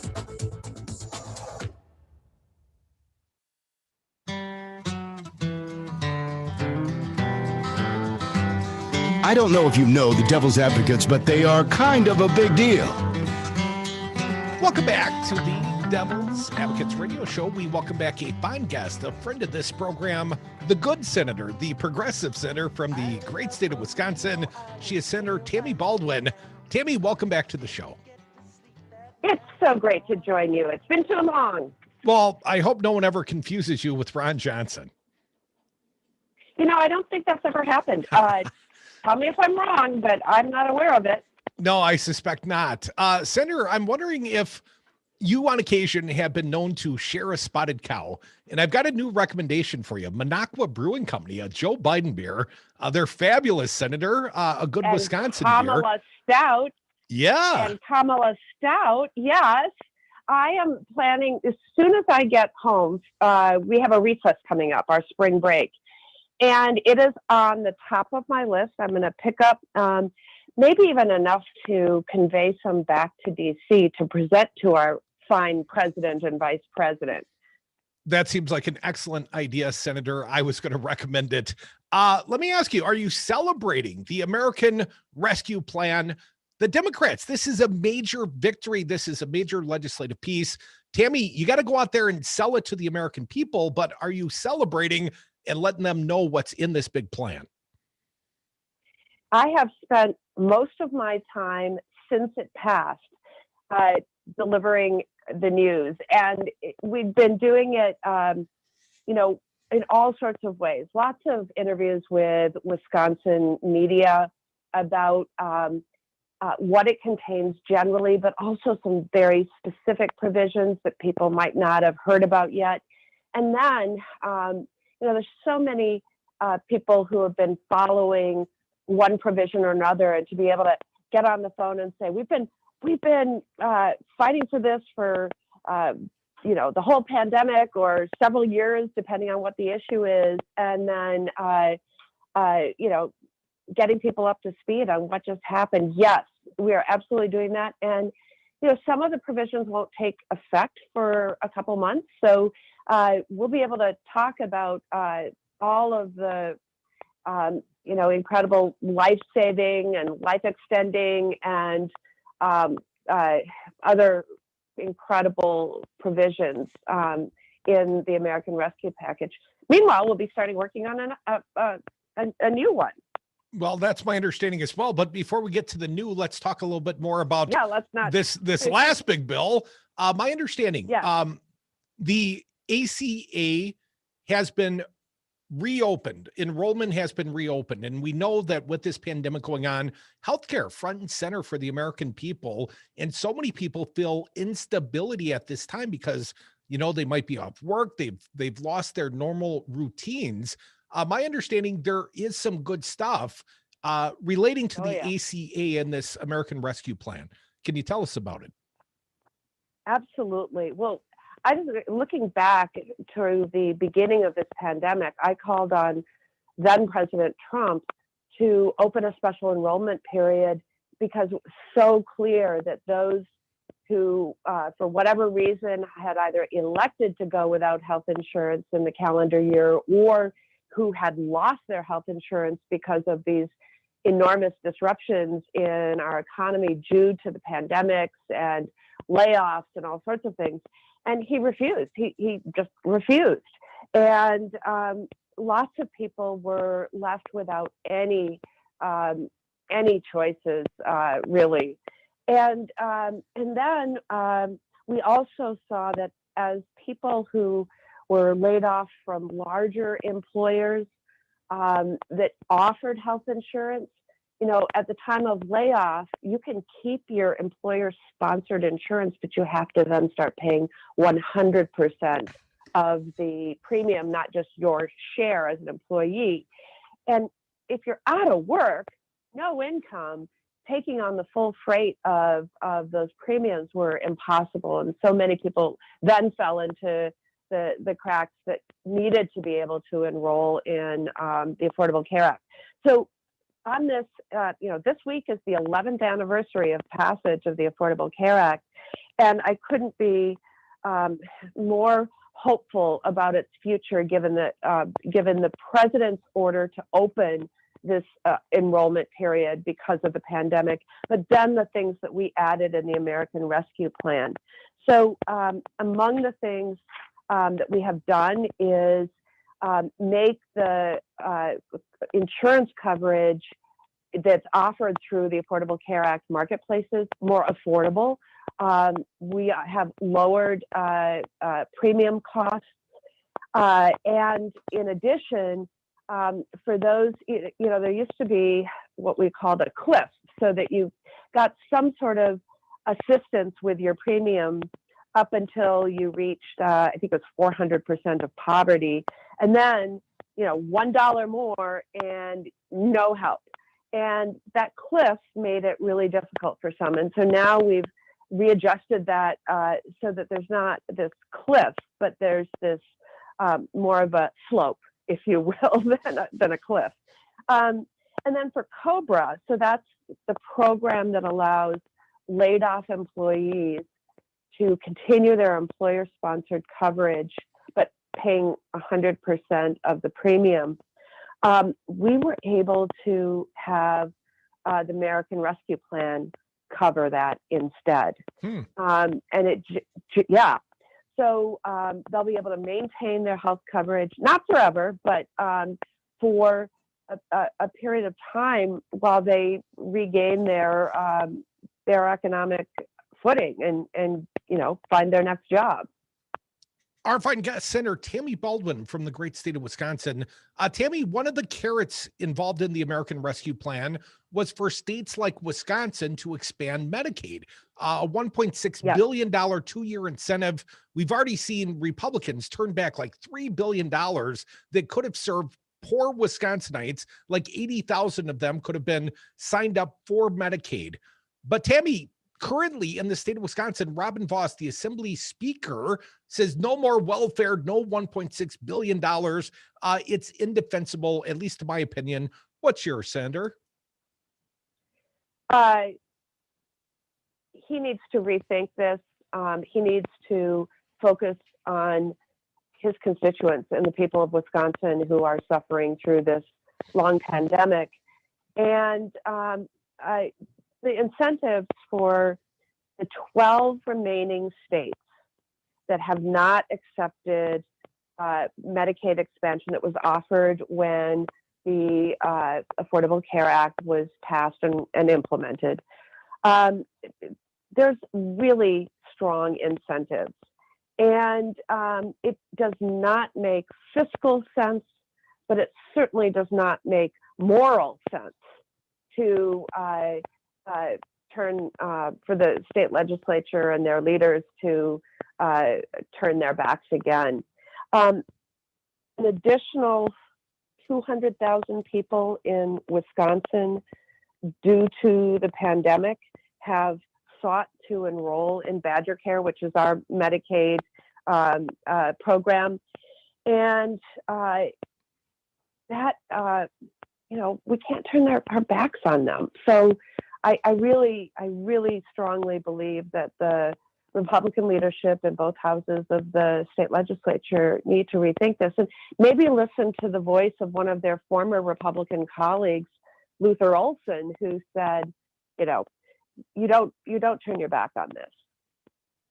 Tammy Baldwin, for just a few more minutes. We know you're busy, Senator, and we'll let you go soon. But Joe Biden mentioned during the campaign, and since winning election, single payer would be his preferred way of expanding the ACA. It might not go as far as some progressives like myself would want, Medicare for all. But Senator Baldwin, what do you think about the prospects for a single payer plan? Well, what I heard the president when he was a candidate talking about was adding that public option to the Affordable Care Act marketplaces, so that there was more competition, so that we could provide a very comprehensive yet very affordable option for people who were getting their health care through the marketplace. And I certainly think that sets us on the right glide path to get to the ultimate goal, I think, that almost everyone shares, even though many people have different ways of getting there, is that everyone has healthcare coverage that they can count on, that's quality, but it's affordable. And the other thing then candidate and now President Joe Biden has talked a lot about is expanding eligibility for Medicare to a lower age. Both, I think, really strong steps in the right direction. And yes, many of myself and my colleagues have supported a Medicare for all approach. But we also have to not make the perfect be the enemy of the good, and we need to keep on making progress. We've made some significant progress in the American Rescue Plan. Now let's keep that momentum going. Senator Baldwin, have you received your vaccination yet? Your COVID vaccination? I have. I am very fortunate that there was in Washington, D.C., sort of a workplace-focused effort related to this. Is people sometimes, ask why the president and why the vice president and why all the members of Congress, but it was a continuity of government-focused effort, and so the head physician who tends to the Supreme Court and the Congress of the United States made a vaccination program available for at first members and then now the staff and workers on Capitol Hill. So now Capitol Police officers and the cafeteria workers and many on Capitol Hill have had the opportunity to start getting vaccinated. I think with an eye that we want to be back and open, as soon as possible. Well, Senator, that's outstanding news. Can't wait to have you back in the studio. We'll have a cold Minocqua Brewing Company beer for you, perhaps a Kamala. Senator Tammy Baldwin, know you've got to run. Thank you so much for joining us here on the Devil's Advocates this afternoon. Thank you. It's my pleasure. Yeah, thank you, Senator. So that was Senator Tammy Baldwin, a fan favorite here on the Devil's Advocates radio show. Fancy Brian, you're getting your vaccination. Is it today or was it last night? I'm getting it tonight on the way home. I'm stopping at celebrate. the hospital, going to have a little, COVID cocktail and then, stretch my arm for the next 3 days. Maybe we should send you home with the one lone celebratory Biden beer. Inside of me, probably, yes. Oh, you're going to drink it between now and then? Why wouldn't I? We got at least another, hour and 15 minutes. I know. I need time to sober up. You got plenty of time, big guy. Folks, you are listening to the Devil's Advocates radio show. Phone calls, your contributions always welcome here at 844-967-2789. Our pal from the leftist coast, L.A. Tom. How you been, Tom? Too long for you as well. I know, right? Hey, first off, we the people are the government, and we must never forget that. I just wanted to make everyone aware. I don't know about in Wisconsin, but here in California, when you get your sheet and it asks you on the sheet if you have insurance, make sure you put no, because the insurance companies are trying to find a way to get the insurance companies to pay for the COVID vaccine, and that means you paying for the COVID vaccine through your insurance. So if you put no, then of course it's covered. But just a little word out to everybody. If it says on the sheet when you're getting your COVID vaccine, do you have insurance? Put no, I do not, even if you do. No, that's smart. That seems quite strategic. Tom, have you had your vaccination yet? I had my first one, and I'll have another one in 3 weeks. Nice. Tom, have Mark you and I both had got your first Minocqua Brewing Company beer yet, sir? I'm waiting for you to send that to me. Well, I only got one left, and Fancy Brian's already got that one earmarked for sometime in the happier 4 o'clock happy hour, Tom. I may have to order some then online or something, because, I'm coming back in June, but definitely have to try that. How's it hold up to Spotted Cow? Very good, Tom. Very good. Appreciate your call. Come back. More Devil's Advocates. We always hold up. Good luck. We're all counting on you. Listening to the Devil's Advocates may expose you to opposing views. U.S. Senator Ron Johnson joins us on the phone regarding our military influence. Aren't we selling arms right now to Saudi Arabia, and aren't they using, munitions that they have purchased from us in their war? And if we weren't doing that, because they've got plenty of money, they'll buy less precise munitions from other people, and the bloodshed would be worse. Well, the blood might be on someone else's hands then, Ron. Well, I'm going to talk to you about that, Ron. We're 1 year into the COVID pandemic, and it's clear that we can't afford more obstruction from Republicans like Senator Ron Johnson. He's twice voted against COVID relief bills that would have helped struggling Wisconsin families. We can and we must provide people the relief they need to take care of their families. Together, we can create a better future. Text ACT to 668-366 to join Move On. Message and data rates may apply. MoveOn.org. Political action paid for and is responsible for the content of this advertising. Poll.moveon.org. Not authorized by any candidate or candidates committee.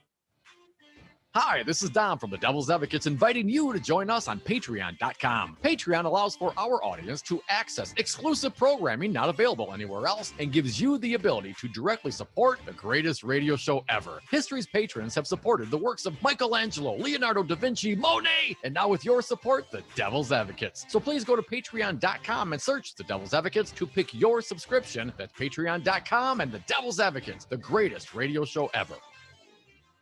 The Devil's Advocates. I just wanted to thank Crudy for going up to the Capitol and decorating the tree. I think it was some of your finest jackassery. Eddie, that's a real compliment because there's quite a history of jackassery with this man. I'm in the legal books of the state of Wisconsin. My jackassery has been enshrined for posterity. I have set precedent with my jackassery. I think you should take it to court, though, and you should tell the judge it's a matter of law and orderment.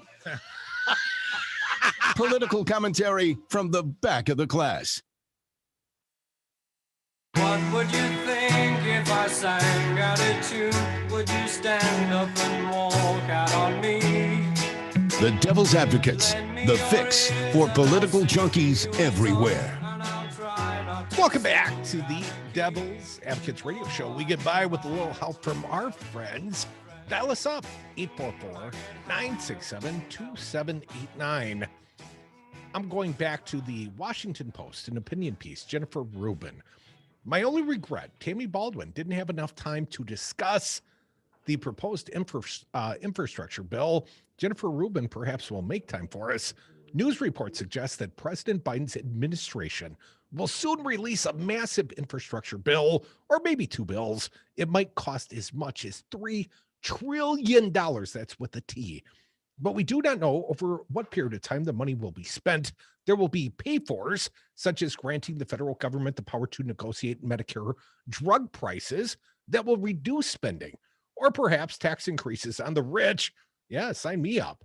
But we do not know how much of it will be paid for. We do know $1.9 trillion tax cuts in 2017 were not paid for, even though Republicans insist the plan, well, would pay for itself. There's more.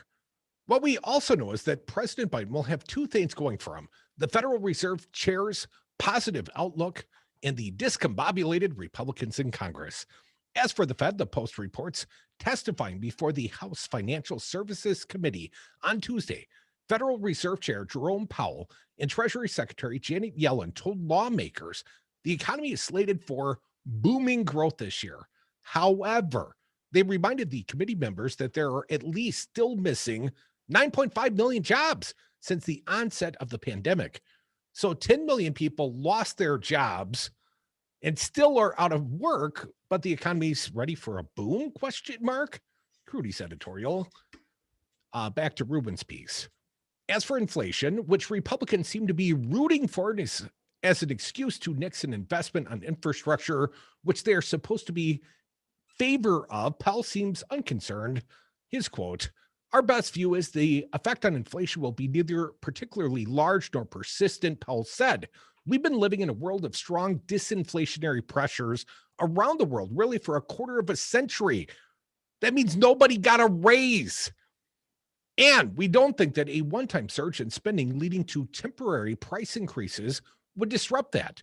In other words, Republicans will get no help from the disgraced former president's choice to be the Fed chair in opposing whatever bills Biden might put forward."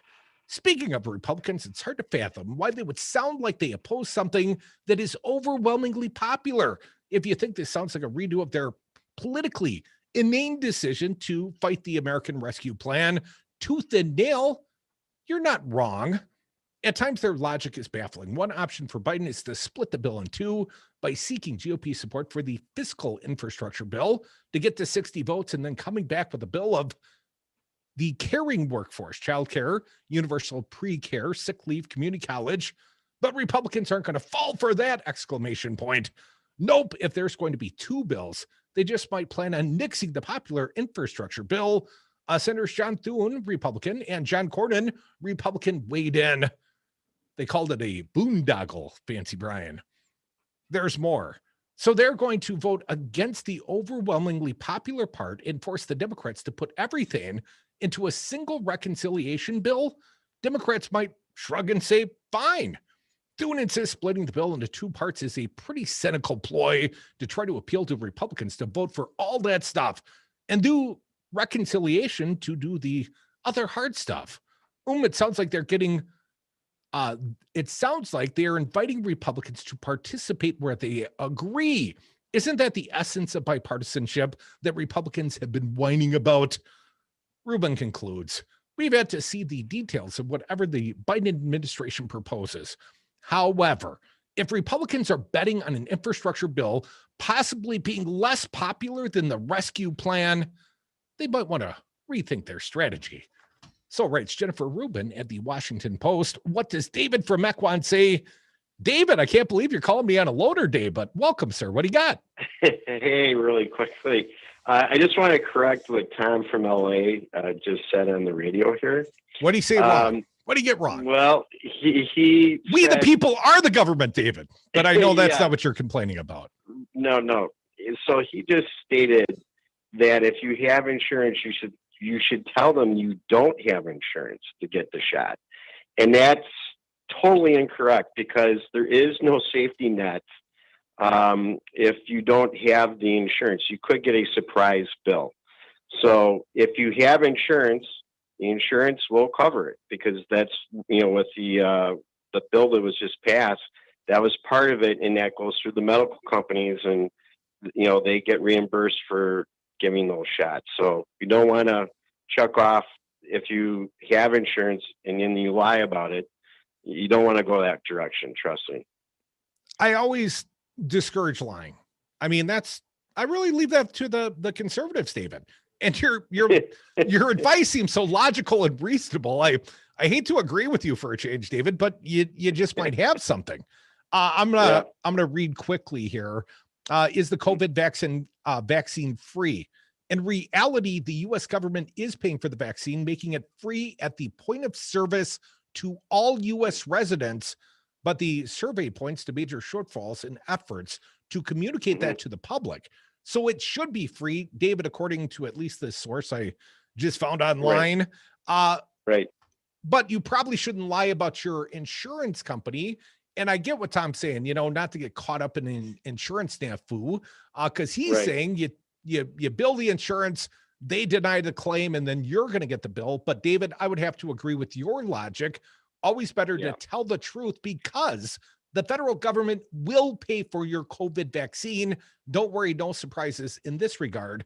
Although there's always paperwork snafus in the bureaucracy, David, as you well know. Yep. I'm just going to put David down for just telling everybody to trust the government. Just wanted to say that out loud. David's telling everybody to trust the government on this one. I think that's awesome. What I'm just saying is, just don't make something unnecessary. If you have something and you could get caught up in in a bad situation with that, there's no reason to do that. So have you tried that's just my whole point. David, have you tried the Biden beer yet? I have not tried the Biden beer. What is the Biden beer? I'm about to, and I'll tell you all about it. It's a Kolsch. It's excellent, David. Made by Minocqua Brewery Company. That's the one thing. Nice. Trump, I guess he was a teetotaler, more of a Ritalin guy, my understanding, allegedly. But Trump never opened a brew pub. Never a craft beer guy, as far as I know. I mean, I know he did Trump vodka, though, right? A failed business, much like Trump University, Trump Steaks, Trump Airlines, a couple of casinos in Atlantic City, a presidency, 3 marriages. And as a human being, I don't think he's doing very well. Luckily, he made it up for it by being the most successful president ever, according to his own mind. I hope St. Peter doesn't judge him at the pearly gates. It'd be a shame. I don't know if he can keep a straight face. Just, oh, hi, how you doing? Come back with us. We'll try to keep a straight face. Thank you to our fine guest in the last 2 hours, Kirk Bangstad from Minocqua Brewing. And of course, U.S. Senator Tammy Baldwin, a fan favorite. More of you on the phones in the 4 o'clock happy hour next. This will pay for itself. Well, we're waiting. 3 great stations have teamed up to bring you one tremendous impact. Chicago's Progressive Voice, WCPT 820 AM, Minnesota's Progressive Voice, AM 950, and Devil Radio 92.7 Madison. Representing the best independent progressive talk stations in cities in America. We partnered to offer one affordable advertising package that can cover the Great Lakes region. Now your company or cause can reach our highly engaged, combined monthly audiences of over 250,000 listeners, plus our combined worldwide streams and digital footprints at one low price. Local service, creative, and ad production available for an impact second to none. Call Devil Radio today at 608-819-8255. Stream Progressive News and Talk 24/7, as well as download exclusive podcasts and interviews at devilradio927.com. That's devilradio927.com. You are listening to WTTN Columbus, W224EG Madison, always streaming at devilradio927.com.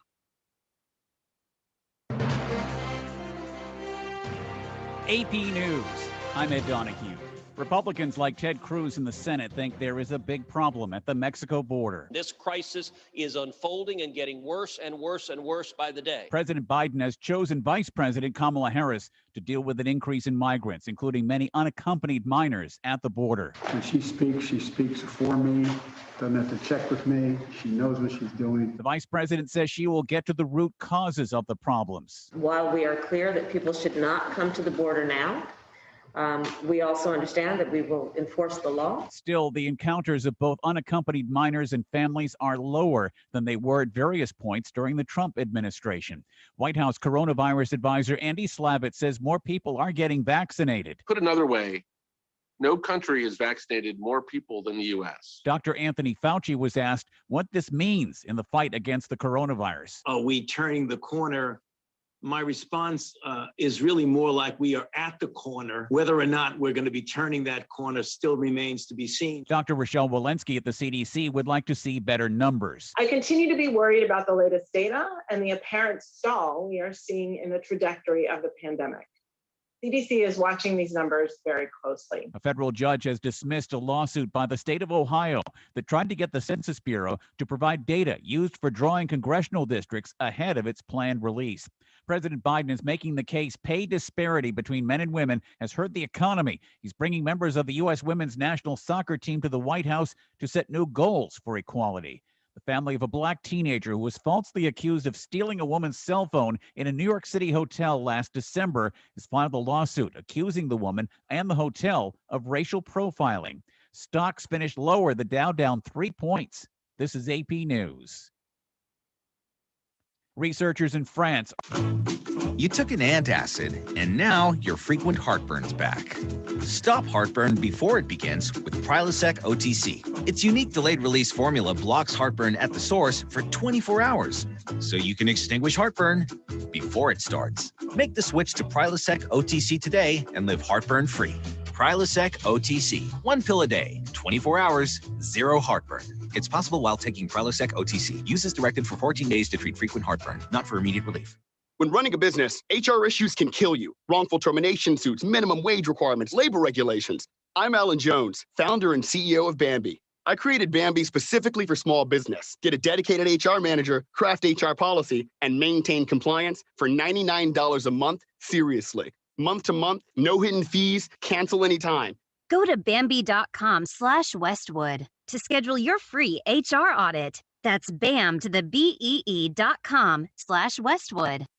This is Dom from the Devil's Advocates. Cody and I have been doing this show for almost 10 years, and we've never had a more engaged, dialed in, and motivated audience, and we love them for it. Now is the time for you to reach the greatest audience ever. Call now and advertise with the Devil's Advocates and Devil Radio, 92.7 FM and WTTN 1580 AM. Get your message out and let the greatest radio audience know how to support your business. Call Luke at 608-819-TALK, that's 608-819-8255, or go to DARNWI.com.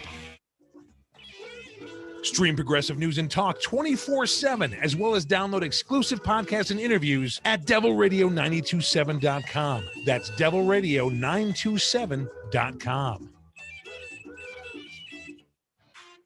Hi, this is Dom from the Devil's Advocates inviting you to join us on Patreon.com. Patreon allows for our audience to access exclusive programming not available anywhere else and gives you the ability to directly support the greatest radio show ever. History's patrons have supported the works of Michelangelo, Leonardo da Vinci, Monet, and now with your support, the Devil's Advocates. So please go to Patreon.com and search the Devil's Advocates to pick your subscription. That's Patreon.com and the Devil's Advocates, the greatest radio show ever.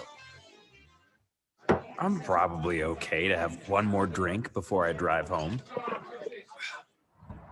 I'm probably okay. I open the window to stay alert. Probably okay. I just popped some gum in my mouth. Step out of the car, please. I probably made a mistake. Probably okay isn't okay when it comes to drinking and driving. If you see a warning sign, stop and call a cab, a car, or a friend. Buzzed driving is drunk driving. A message brought to you by NHTSA and the Ad Council.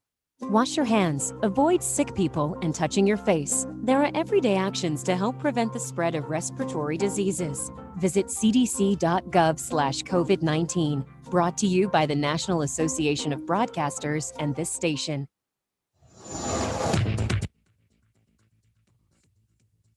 For Devil Radio 92.7 FM and WTTN 1580 AM, I'm Luke Mathers with your headlines for Wednesday, March 24th. Wisconsin state senators passed a pair of bills Tuesday that would make it easier for businesses struggling through the pandemic to sell alcohol in Wisconsin. One bill, which already passed the state assembly, would let bars and restaurants sell cocktails with tamper-evident seals to go. That bill now heads to Governor Tony Evers for his signature. The state Senate also passed a bill that would let retailers make online or telephone sales of alcoholic beverages to be picked up by customers on the retail license premises. That bill now heads to the state assembly. A new report by the Wisconsin Public Interest Research Group shows COVID-19 cases in nursing homes dropped 47% in Wisconsin by early February after vaccination efforts started in mid-December. You're listening to Devil Radio 92.7 FM and WTTN 1580 AM. Warning, you are about to listen to the greatest radio show ever. And due to contractual obligations and to shield our airwaves corporate licensees from any semblance of liability, responsibility, and gullibility, we must tell you the views represented on this show are not necessarily those of this station or its management. This radio show contains differing points of view on current political topics, and due to the nature of its contents, it should be heard by everyone. Thank you for listening. 3, 2, 1. Now live from the heart of liberal Wisconsin, where the political party is just beginning, welcome to the Devil's Advocate Show. Best friends proving it's never personal, only politics. Please allow me to introduce myself. Now here are your hosts, Dom and Crute. Welcome back to the Devil's Advocates Radio Show, sliding into the 4 o'clock happy hour. And I'm happy because I got some beer in my belly. And I'm happy because I got a couple of stories that are a big F you to Scott Walker. I always love when the headlines help me do a little wanker bashing. Here they are. And Brian, it's been a while since we were on the road, but one of my favorite places, I see you're busy opening up that Biden beer, but when we go on the road, one of the favorite places anywhere in the country that I like to broadcast from, a hotel, resort casino. Oh, those are always awesome. I mean, primarily Vegas has been the funnest, but we've done the Potawatomi, we've done the Ho Chunk.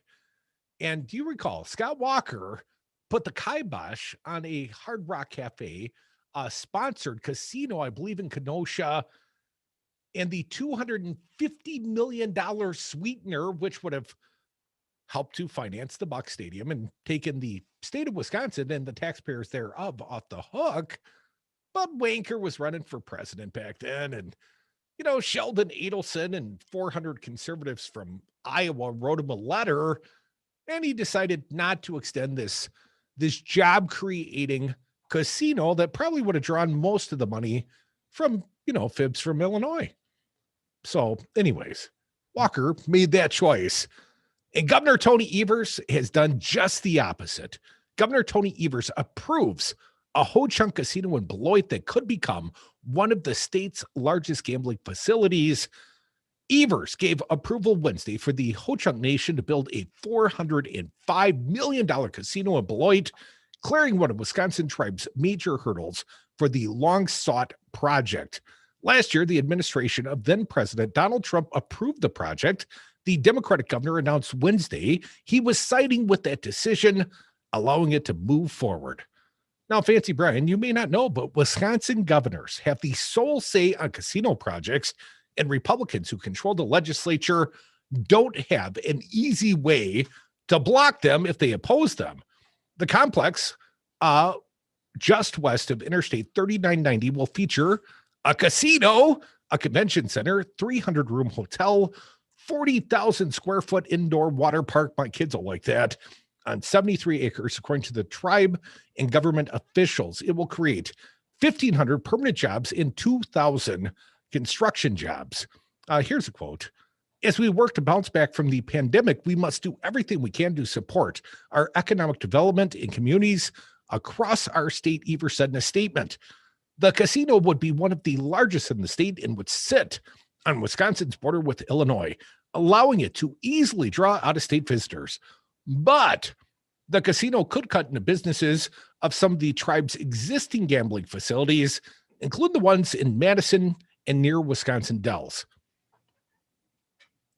Not as much as like when you're Donald Trump and you own 3 casinos on the same strip in Atlantic City. And he basically cannibalized his own operations in AC.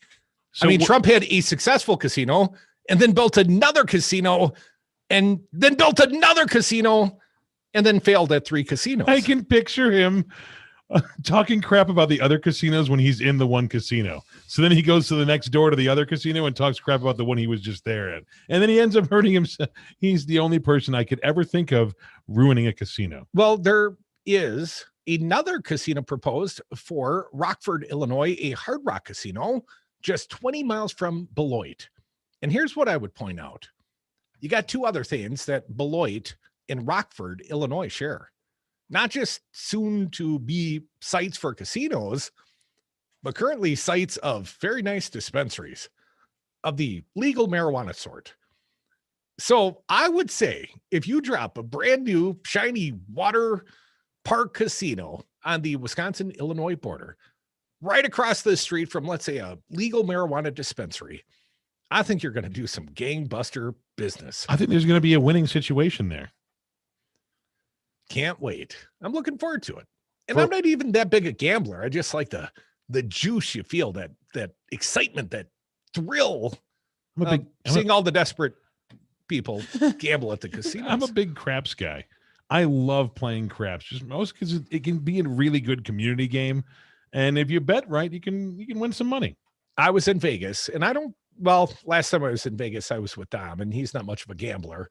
But we were in Vegas once upon a time, and a guy I was staying with, a friend of my mutual friend, was up $14,000 at the craps tables. And wow. 14 grand. A lot of chips stacking up. And a lot of working girls started coming around immediately. The guy must have had 6 women on his shoulders, and none of them knew him prior, but they saw that stack of chips and they thought, there's a guy looking for a good time. Wow. The most I ever did was 450, I think, in one sitting. But I walked in with like maybe 50, 60 bucks. My buddy, for whatever reason, he can call out yos.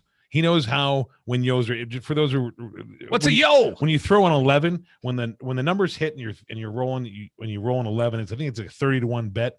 My buddy, I don't know why, he's got a sixth sense about it. He just starts itching and moving around a little bit when he thinks someone's going to throw a yo. So I just throw $5 down. I won 3 or 4 times in a row. It's like $135 in a $5 bet. And I won like 3 or 4 times in a row and pissed the rest away on my own regular bets. But yeah, I won like $450. I'm a blackjack guy. Although one time I was in Vegas, I was playing an off the strip casino called the Suncoast. And I decided one day I was not going to hit above 14. I kept busting the night before. I'm like, well, I've learned my lesson. So I wouldn't hit. A dealer could have a 6 shown. I wouldn't hit on like any number that even was sniffing close to 14. And people were getting mad at me. Like, I'm like, hey, man, you play your hand and I'll play mine. And I was up, something like $1,000 that day. And that same night that Bobby's pal was up 14 grand, I lost 1,800. Oh, I could see lost that and a whole ton more. Blackjack, next thing you know, it's gone. I don't know. At least with me, every single time I play, I'm like, I got a feeling I'm going to go this way. Wrong way. I play right, I go wrong. I play wrong, I go wrong. No matter what, I go wrong. I wonder what the audience thinks. A new casino in the state of Wisconsin, a middle finger to Scott Walker, that's sort of a nice sidelight, creates permanent jobs, will create tax revenue for the people of Wisconsin, for the commons. So what do you think? Another casino somewhere near a legal weed dispensary in Beloit, Wisconsin seems like a good idea to me, but I like casinos, especially when they host like political conferences and presidential debates. 844-967-2789. Mark from the Sack. Welcome back, man. Happier 4 o'clock happy hour. Happy 4 o'clock happy hour. Well, did I hear that Donald Trump approved this casino and now Tony Evers is giving the thumbs up to it? That's correct. That's bipartisan as it gets right there, Mark. No. What I'm wondering is what are these Republicans going to do, because they've opposed Tony Evers in virtually everything he's done. So now they'd be going up against Donald Trump in opposing Tony Evers on this project. But they don't have What are they going to do? They don't have any Jews. They've got no way of opposing it in a meaningful obstructionist sort of way. My understanding, Mark. And that might very well be the case, but it's got to be driving them nuts because they oppose Tony Evers on everything that he's tried to do, and now they can't really oppose him. And if they do oppose him, they're going against their Lord and Master Donald Trump. I mean, that they'd have to get down off their knees from worshiping Donald Trump and to get up and oppose this thing. And I don't see how they, the mental gymnastics they must do in their heads when something like this comes up is well, nothing surprises them anymore with these guys when it comes to with their worship of Donald Trump. I mean that it's just, but I mean that everything Tony Evers has tried to do. I mean, he tries to bring down COVID numbers by having mask mandates in place, and they oppose the mask mandates, and then they blame him for COVID infection numbers going up in the nursing homes. You might be surprised to hear, Mark, that the Republicans are actually commending the vaccinations here in the state of Wisconsin. However, I suspect very little credit being given to Tony Evers. I thought we were going to break. Oh, I didn't mean to cut you short, Mark, but appreciate your call. Thank you for listening. I thought that was like 30 seconds, man. I thought I had to hurry up. Here is a statement. Many officials, again, the reporting I'm sharing with you here is from the Journal Sentinel. Many officials in Beloit and Rock County support the project, saying it will help boost the local economy.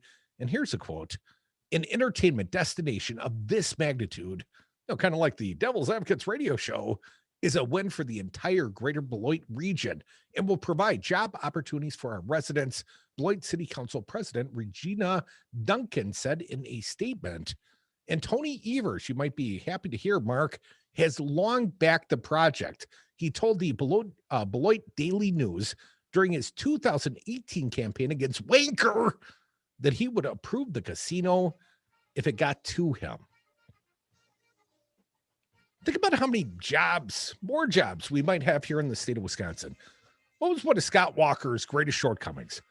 Made a big old, well, yes, many shortcomings, but one of them politically that cost him was his promise of 250,000 jobs.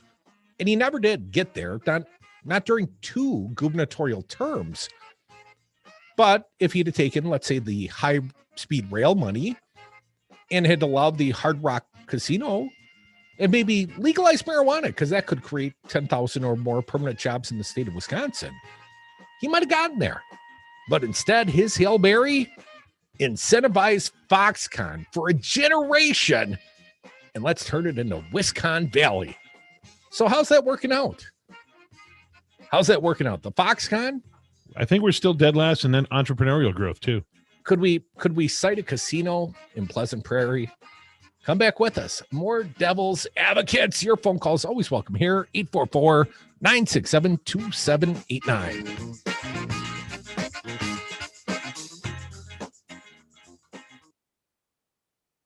It's never been done before.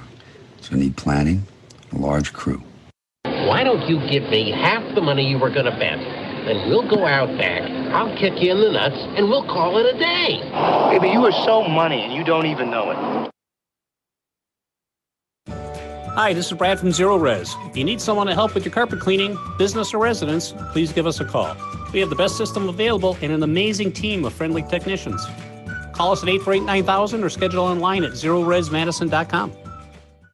The people voted to give Democrats a mandate for bold action. From COVID relief to climate change and racial injustice, the problems we're facing are large, and we need bold solutions. We can't afford more obstruction from Senator Ron Johnson and the Republicans. Text ACT to 668-366 to join Move On.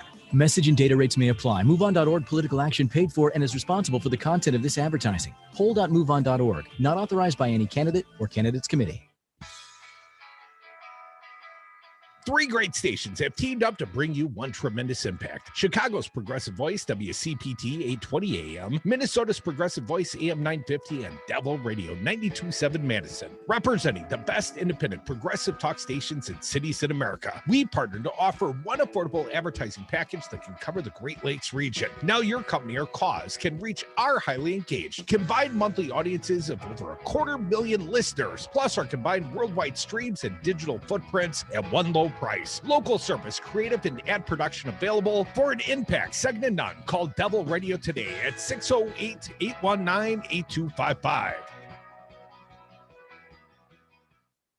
There are everyday actions to help prevent the spread of respiratory diseases. Wash your hands. Avoid close contact with people who are sick. Avoid touching your eyes, nose, and mouth. Stay home when you are sick. Cover your cough or sneeze. Clean and disinfect frequently touched objects with household cleaning spray. For more information, visit cdc.gov/COVID-19. This message brought to you by the National Association of Broadcasters and this station. I'm so glad you're listening to Devil Radio. It makes me so happy. Boo.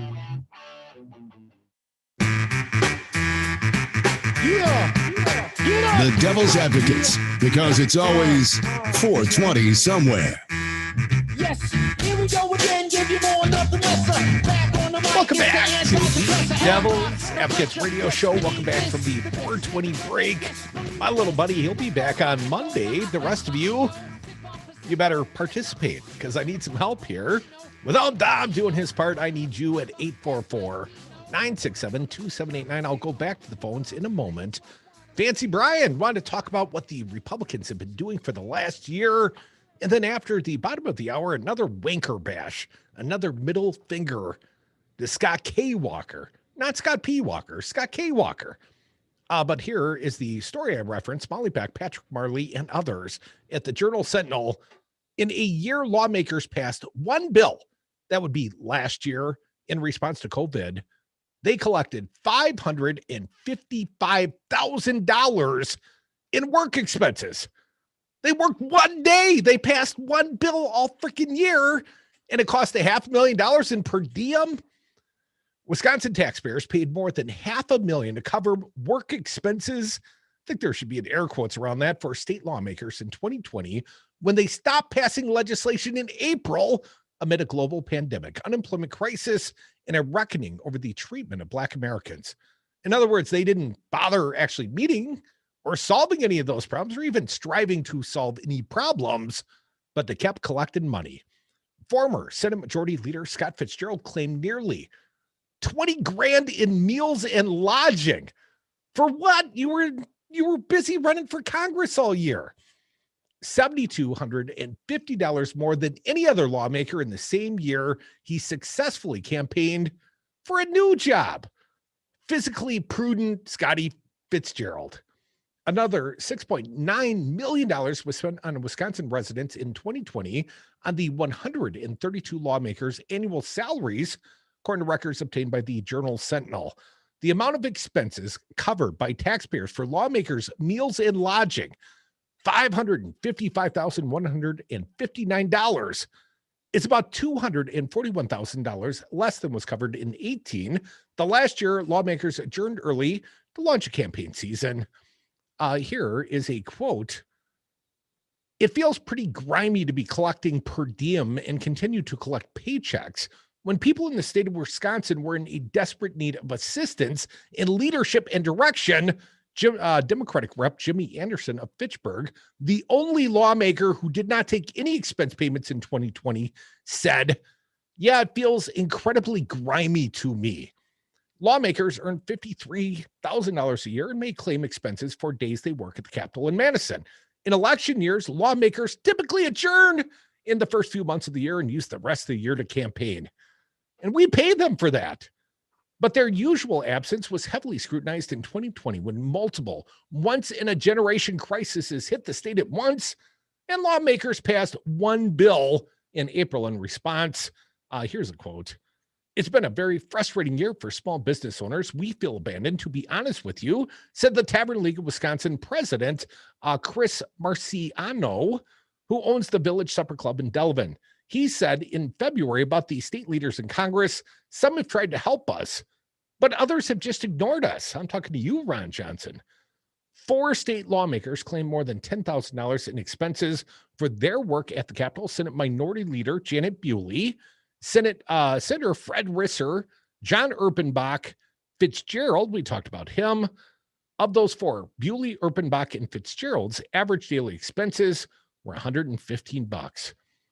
One more, the now retired Fred Risser, who lives across the street from the Capitol, claimed nearly double the number of days as the others at 240. Lawmakers like Risser, who live in or near Madison, are eligible for about half as much in daily expenses as those who live outside Dane County. Well, that doesn't seem fair. The city's more expensive. But of course, he lives here, and we all have homes. Go to your homes. You know what this calls for? Some sort of open records request to see just how much it costs taxpayers to have a tree put up in their name. Oh, you mean Sortwell and the crew? Yeah, I want to know how much that costs them to come down and be D-bags to everybody and sing stupid songs and not wear a mask. Come on, they caroled. And they super spread COVID. And repeat the same line over and over again because he has too much adrenaline because Dom's confronting him about the stupidity he has. But things like that. We should do an open records request and see just how much that costs. Like if they were seeking per diem on those days when they were, caroling and flipping off the governor with their non-permitted pagan aluminum Christmas tree. Yeah, when they stole your garland, yeah, that's those guys. We're not done with that legal action either. We will have our day in court, Fancy Brian. Our attorney tells us we'll do just fine. 844-967-2789. Joe from Madison, welcome back. What do you got, Joe? Oh, I do want to know the outcome of Treegate, and I think that Brian's suggestion is absolutely wonderful. How much did Treegate cost us in this year where, what did you say, one bill was passed by our legislature? One bill. All last year. They didn't even get together for 9 months. They didn't even make the pretense of working, Joe. But they did come together for the tree several times they came together for the tree. They did that for their constituents, Joe, and once, twice, thrice, they raised the illegal, unpermitted tree and only to have it given back to them by apparently the Capitol Police and the DOA. I never got my tree back, Joe. I got a receipt. That was like $100 tree. Such a burn. And, I just can't even keep up with it with all of this stuff. I did appreciate very much your information on the possible new casino coming around the bend. And I would say, boy, if you could give us a rundown, it was like 1,700 jobs, permanent jobs that might result from this. It was more than that, I believe. More than that? A couple thousand construction jobs. You might be right. 1,500 permanent jobs, 2,000 construction jobs. And the one that had been proposed under Walker was a substantially larger project and would have meant more jobs, Joe. But this one, perhaps they're being modest, unlike Foxconn that Troll George tells us he's trying to throw it in our face, right? He can't wait till it succeeds so he can throw it in our face. I can't even read it. And then Walker will be vindicated. Yeah. When it's up and running. I can't wait to throw it in your face when it's up and running. I can't wait to throw the next topic in Scott Walker's face. I'm not calling it high-speed rail, but we're going to have passenger rail all across the state of Wisconsin, perhaps excluding Madison. I live here. That's a problem. That's my tree. Talk it out, man. Talk radio made for the 99%. Only on 92.7 FM and WTTN 1580 AM, Wisconsin's home for Devil Radio. This is Dom from the Devil's Advocates. Cody and I have been doing this show for almost 10 years, and we've never had a more engaged, dialed in, and motivated audience, and we love them for it. Now is the time for you to reach the greatest audience ever. Call now and advertise with the Devil's Advocates and Devil Radio, 92.7 FM and WTTN 1580 AM. Get your message out and let the greatest radio audience know how to support your business. Call Luke at 608-819-TALK, that's 608-819-8255, or go to darnwi.com. Stream Progressive News and Talk 24/7, as well as download exclusive podcasts and interviews at devilradio927.com. That's devilradio927.com. Wash your hands, avoid sick people, and touching your face. There are everyday actions to help prevent the spread of respiratory diseases. Visit cdc.gov/COVID-19. Brought to you by the National Association of Broadcasters. Harris and immigration. I'm Tim McGuire with an AP News Minute. President Biden has placed Vice President Kamala Harris in charge of the administration's efforts to tackle the migration challenge at the border with Mexico. While we are clear that people should not come to the border now, we also understand that we will enforce the law, and that we also, because we can chew gum and walk at the same time, must address the root causes. Biden has been sharply criticized by Republicans for the increasing number of migrants crossing the border since the start of the year. Texas GOP Senator Ted Cruz. This crisis is unfolding and getting worse and worse and worse by the day. The administration has in recent weeks moved to open more than 10,000 new beds across the Southwest. Virginia is the 23rd state to abolish the death penalty, a dramatic shift for the Commonwealth, which had the second highest number of executions in the U.S. Death penalty opponents long argued that it has been applied disproportionately to people of color, the mentally ill, and the poor. I'm Tim McGuire. You took an antacid, and now your frequent heartburn's back. Stop heartburn before it begins with Prilosec OTC. Its unique delayed-release formula blocks heartburn at the source for 24 hours, so you can extinguish heartburn before it starts. Make the switch to Prilosec OTC today and live heartburn-free. Prilosec OTC. 1 pill a day, 24 hours, 0 heartburn. It's possible while taking Prilosec OTC. Use as directed for 14 days to treat frequent heartburn, not for immediate relief. When running a business, HR issues can kill you. Wrongful termination suits, minimum wage requirements, labor regulations. I'm Alan Jones, founder and CEO of Bambi. I created Bambi specifically for small business. Get a dedicated HR manager, craft HR policy, and maintain compliance for $99 a month, seriously. Month to month, no hidden fees, cancel anytime. Go to Bambi.com/Westwood to schedule your free HR audit. That's BAM to the BEE.com/Westwood.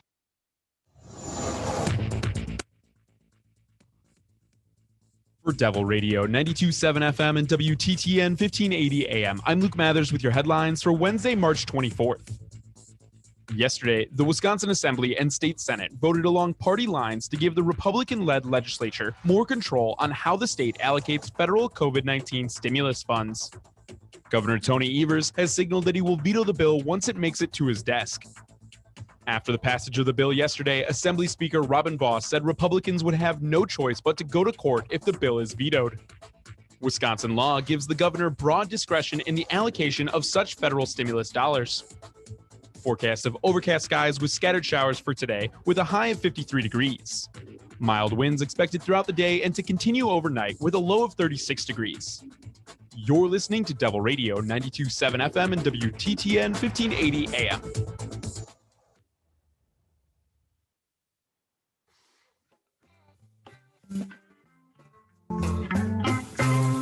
The Devil's Advocates, where there's always time for Scott Walker bashing. Hashtag Walker bashing. Welcome back to the 4 o'clock happy hour. My Facebook memories tell me 6 years ago today, Dom and I partying at Hawk's Star Bar with many of you fine people, I suspect. I miss those days. Can't wait to get back in a bar or a casino and party my ass off with you fine people. We'll do it soon. I'm thinking like mid-June. I'm targeting Dominic's 50th birthday. He shares that with Donald Trump. Trump will turn 75 and Dom will turn 50.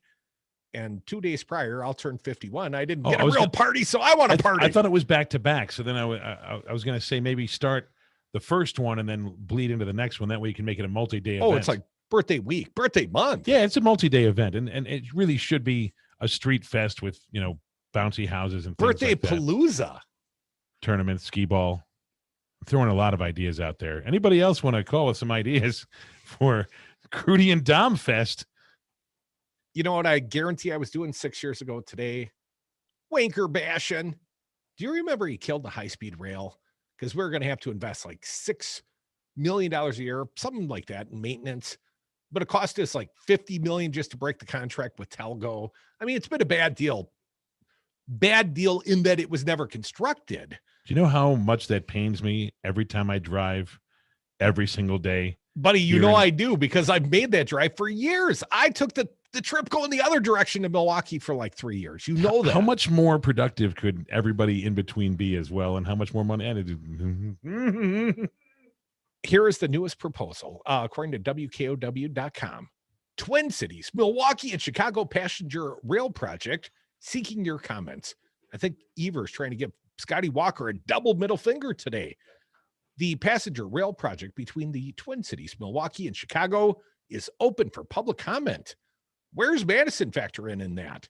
The Wisconsin Department of Transportation is teaming up with the Minnesota Department of Transportation to get the public's input on a proposed intercity rail service improvements for the Twin Cities, Milwaukee-Chicago corridor.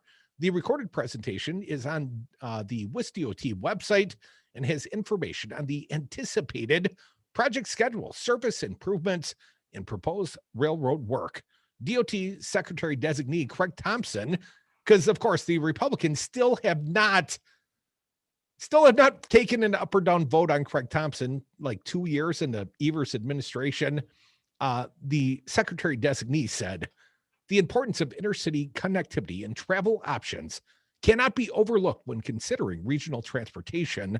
Thompson hopes to provide more transportation options for the expanding population of young professionals and will grow the local economy. He continued by saying that this project leverages the existing rail corridor and passenger rail service to significantly improve the value of transportation option across the state.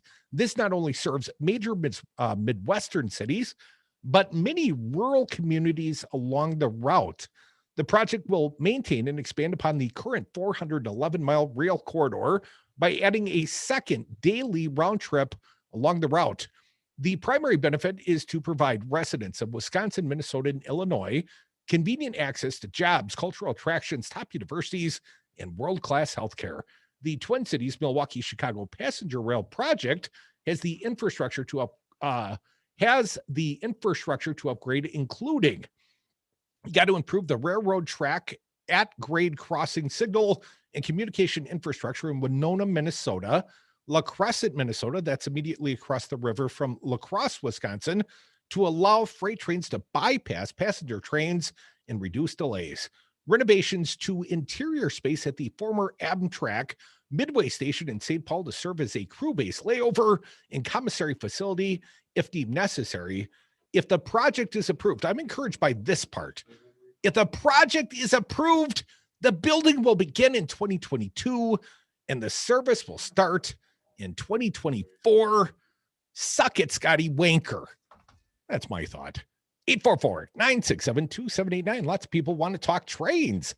Chris from Sun Prairie, you were first. Welcome. Hi. Hey, wow, Chris. So much to talk about. Well, I love the railroad idea, and I think that birthday week is like right after my birthday week. Don't you? And nice. That birthday is like right after mine. Oh, we're Geminis. Yeah, I'm June 12th. He's June 14th. And I'm June 7th. Yeah. Awesome. So all the best people have June birthdays. Yeah, Jerry's a Gemini too. Nice. As is Donald Trump, though. Gemini. You know, so there's some bad thrown in as well, Chris. Well, you're Gemini. Simultaneously, it's the worst. Yes.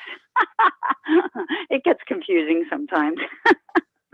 Anyhow, you guys were talking about possible open records requests. So I just thought I'd let you know that out on our YouTube account for the Wisconsin Grassroots Network, we have a little video out there that was done by Sheila Plotkin. I'm sure you remember Sheila. I remember Sheila, We the Irrelevant. Yeah. And she's done open records requests for years now, and she's really great at it. And she had done a presentation at our Skills Fest. We did a Skills Fest with the Progressive Caucus back in September, and we recorded them. And we put it out there on the Grassroots Network's YouTube account. So if anybody wants to do open records requests, they can watch Sheila's video, and they can learn a really lot about doing open records requests. So if you guys need any reference, you could go there or to her We the Irrelevant site. She does amazing work. So I just thought I'd let you know, remind you about her. No, we love Sheila. Everybody. And I remember when the John Doe investigation happened, and of course, Scott Walker was guilty, never convicted, but he was guilty of sin of campaign finance violations. And the Government Accountability Board was eliminated.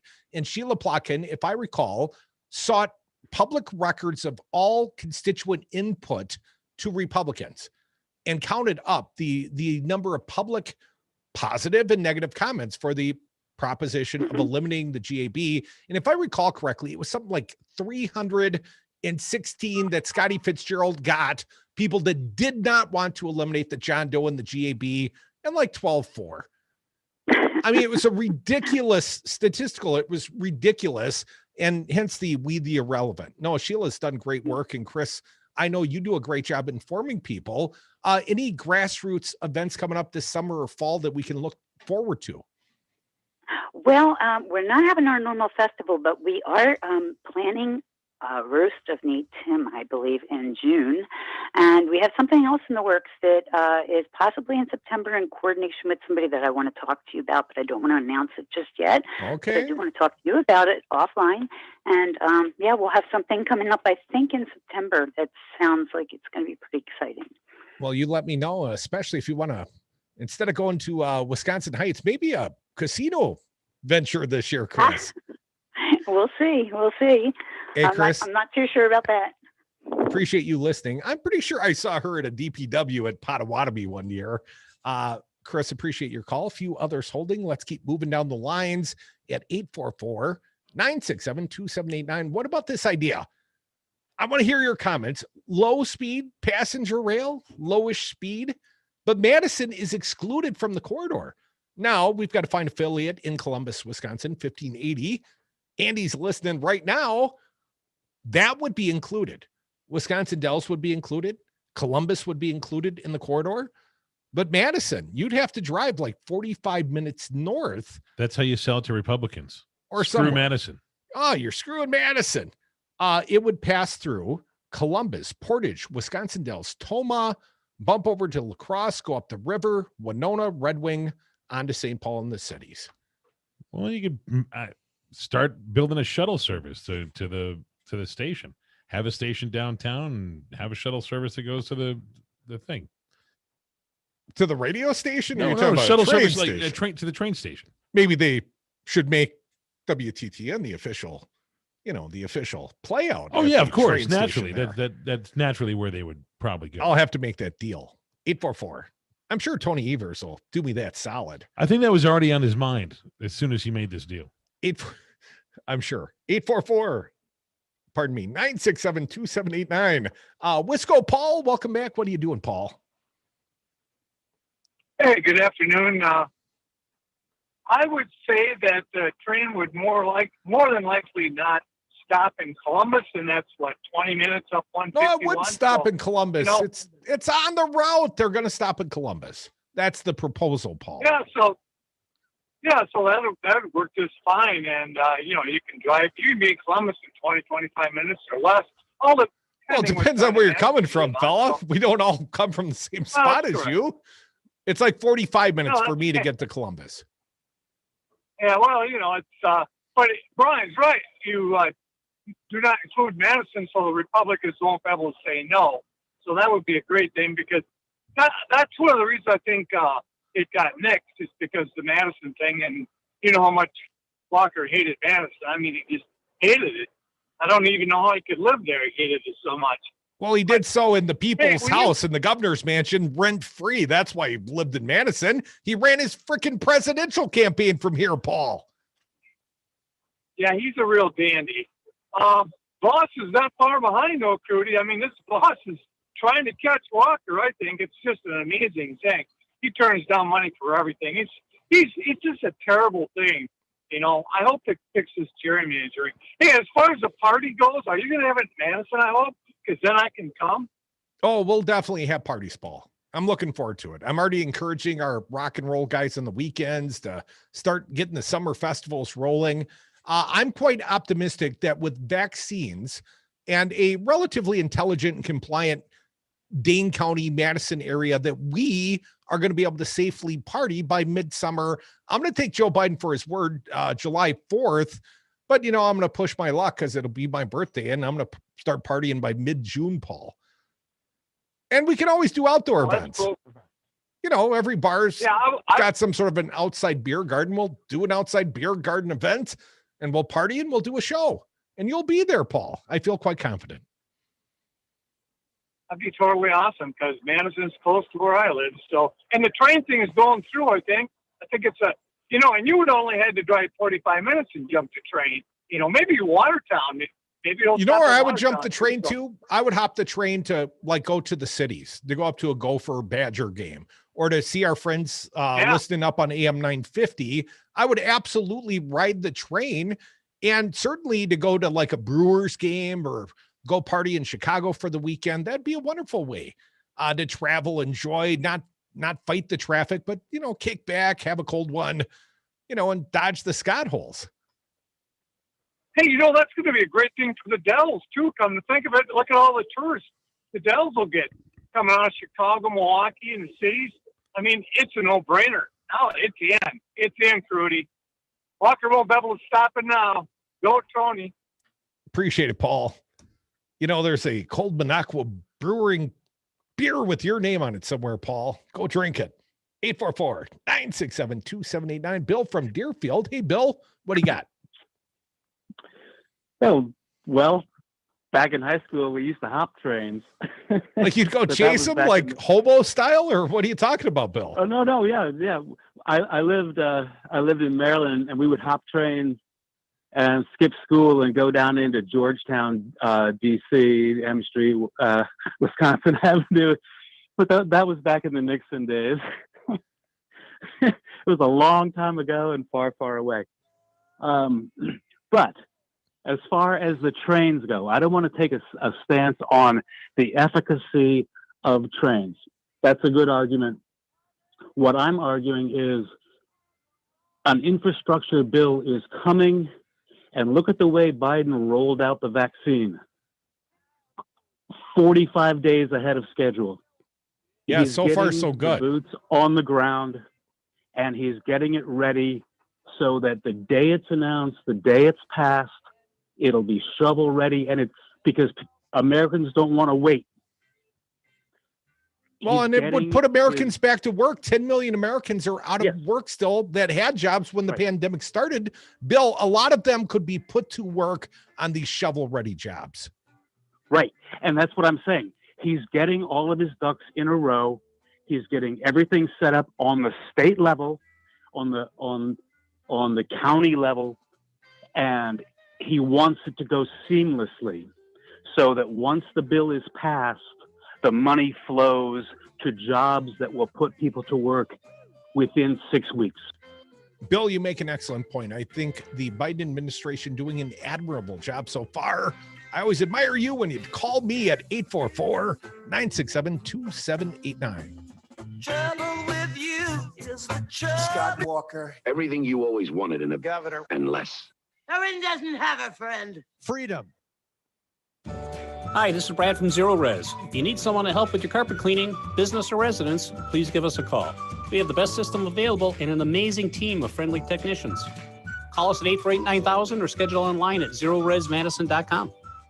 Hey, Rocker, I heard you have a rye whiskey. I do, Jimmy. Rocker Rye Whiskey. The mash is a high rye with a touch of malted barley that makes it yummy. And Rocker Rye Whiskey is dedicated to the Madison music scene? It sure is, Jimmy. You can read the story on the back of the bottle at any of these fine locations. Star Liquor, Woodman's, Trixie's Liquor, Vic Pierce, Miller & Sons in Verona, Steve's Liquor, Total Wine, and enjoy Rocker Rye Whiskey at the Lazy Oaf Lounge and Sal's Dark Horse. Find out more at rockervodka.com.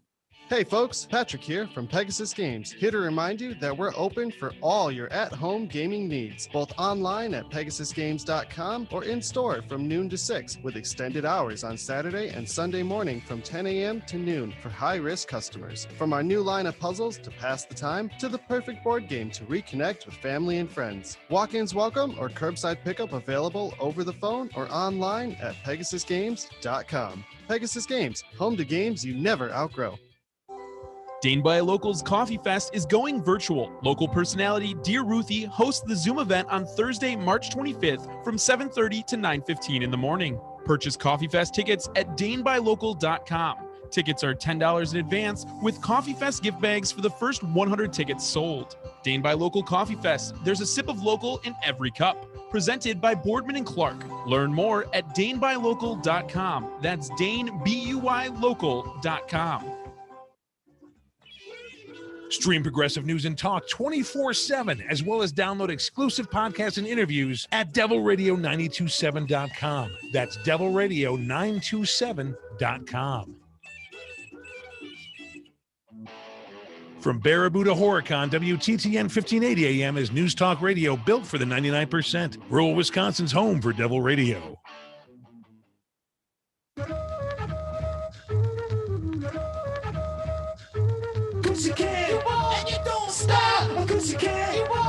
The Devil's Advocates, the fix for political junkies everywhere.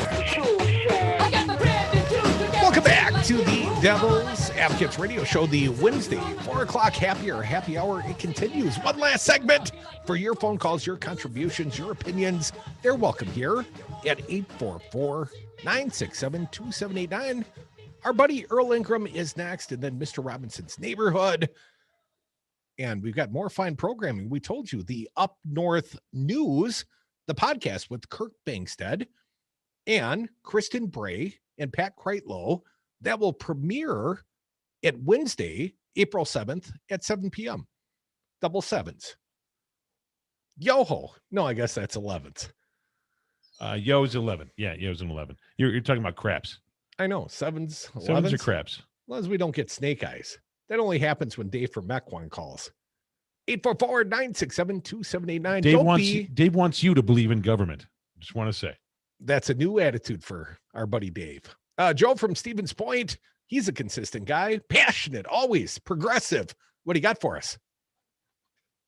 Hey, what's up, man? I love it's a really entertaining show today. Thanks, buddy. The Kurt Alliance is such an awesome alliance, man. I love that.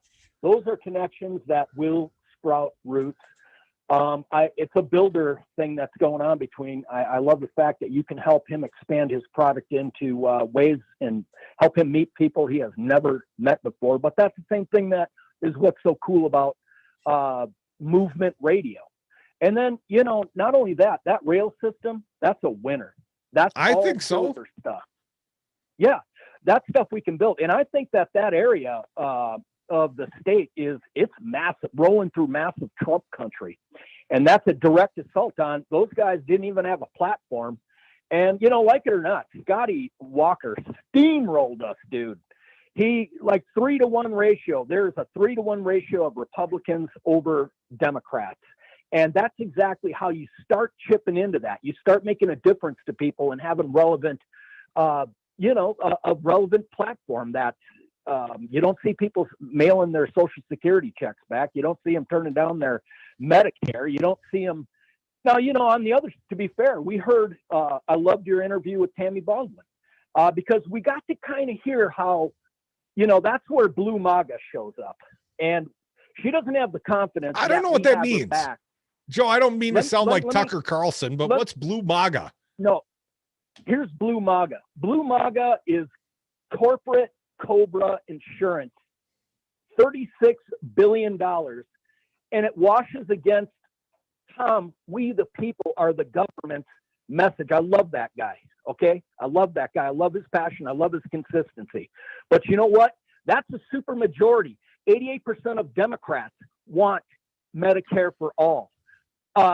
She was dancing around and told the sad sap story of, Obama is now wrapped up with his Republican health care. That is now our problem. It is our third, it's walking cancer in form of a corporate rollout. Cobra is more of that. That is Blue MAGA, and you can't penetrate it. We should, right now, that is the behavior of the Democrats when they roll out with this, it's a majority. Like it or Joe, not. I'm not going to put you on hold, but let me interrupt you because I disagree with you, and I want to make a point. I've been on Cobra twice in my life.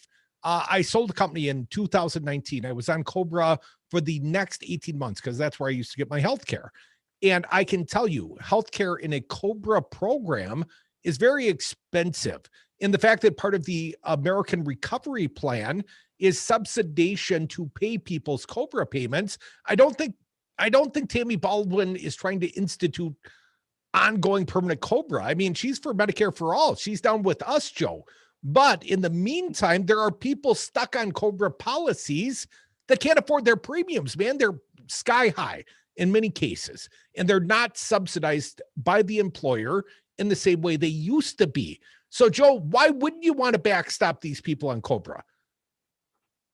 Yeah, that we always have this incrementalism discussion going on. Now, I understand that, but when you have we the people, there was a distance in your conversation. I texted Brian. I said, what does 400% of poverty mean in real world? I know you don't like doing math on the radio, but what does that mean? We've got to expand this discussion because right now we're stuck with Republican healthcare, and that is blue MAGA.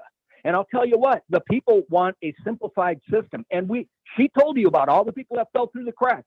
And to come at it and just say, no, you know what, we're doing COBRA. You pick up 100% of all your medical when you lose your job and you do the COBRA. I know it, but it's not just COBRA, man.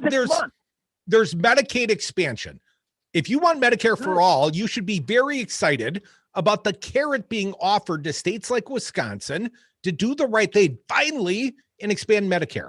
And we can't force Robin Vos to do the right thing, but don't act like all the Joe Biden and the Democrats passed was a backstop for COBRA. That's not true. They did lots of good things. They opened the enrollment windows again for Obamacare.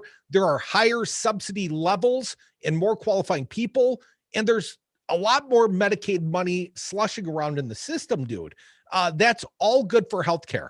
Now, ultimately, I'd like to get to Medicare for all. I don't know that Joe Biden will be that vessel, but I would be okay with a public option, a start point, because I don't think private insurance can compete, not financially, not if their motive is profit. And the other motive, the single payer motive, is to basically allow buy-in for anyone that wants coverage. Joe, we're advancing, dude. We are heading in the right direction. And I get it. It was Romney's plan. It was the Heritage Foundation's plan. But don't throw the baby out with the bathwater, not till we've got something better to replace it with. And, for me, at least for now, that's going to have to probably be single payer because that's what Joe Biden advocates for. Well, I hope so. I just know that this is what Republican healthcare looks like. It doesn't work. I can't sell it to my hardcore red weirdo family, Republican family members. It's a discussion. It's so important, but we haven't even, breached how to have that conversation. I don't think Tammy Baldwin or any Democrat for that matter can explain something so complex. I know Trump care doesn't exist, but they don't pay the same price that we do as Democrats. You put it very well when you referred to what Barack Obama said. They drive the Republicans drive the bus off the cliff, and then they cry about it when we can't get it back out of the ditch. Yeah, but solve the economic disaster pandemic. Joe, appreciate your call, man. Always passionate. Appreciate everyone listening to this big program. Appreciate Kirk Bangstad again from Minocqua Brewing. Find them at the MinocquaBrewingCompany.com online. Get the t-shirts. I don't know if they can ship you beer, but it's good stuff. I tried the Birdie Brew. Brian had the Biden beer. Delicious. Also want to thank U.S. Senator Tammy Baldwin, all the participants. Stick around. Earl Ingram's next. Then Mr. Robinson's Neighborhood with Ellen Robinson. Thanks for listening to the Devil's Advocates. Keep it locked.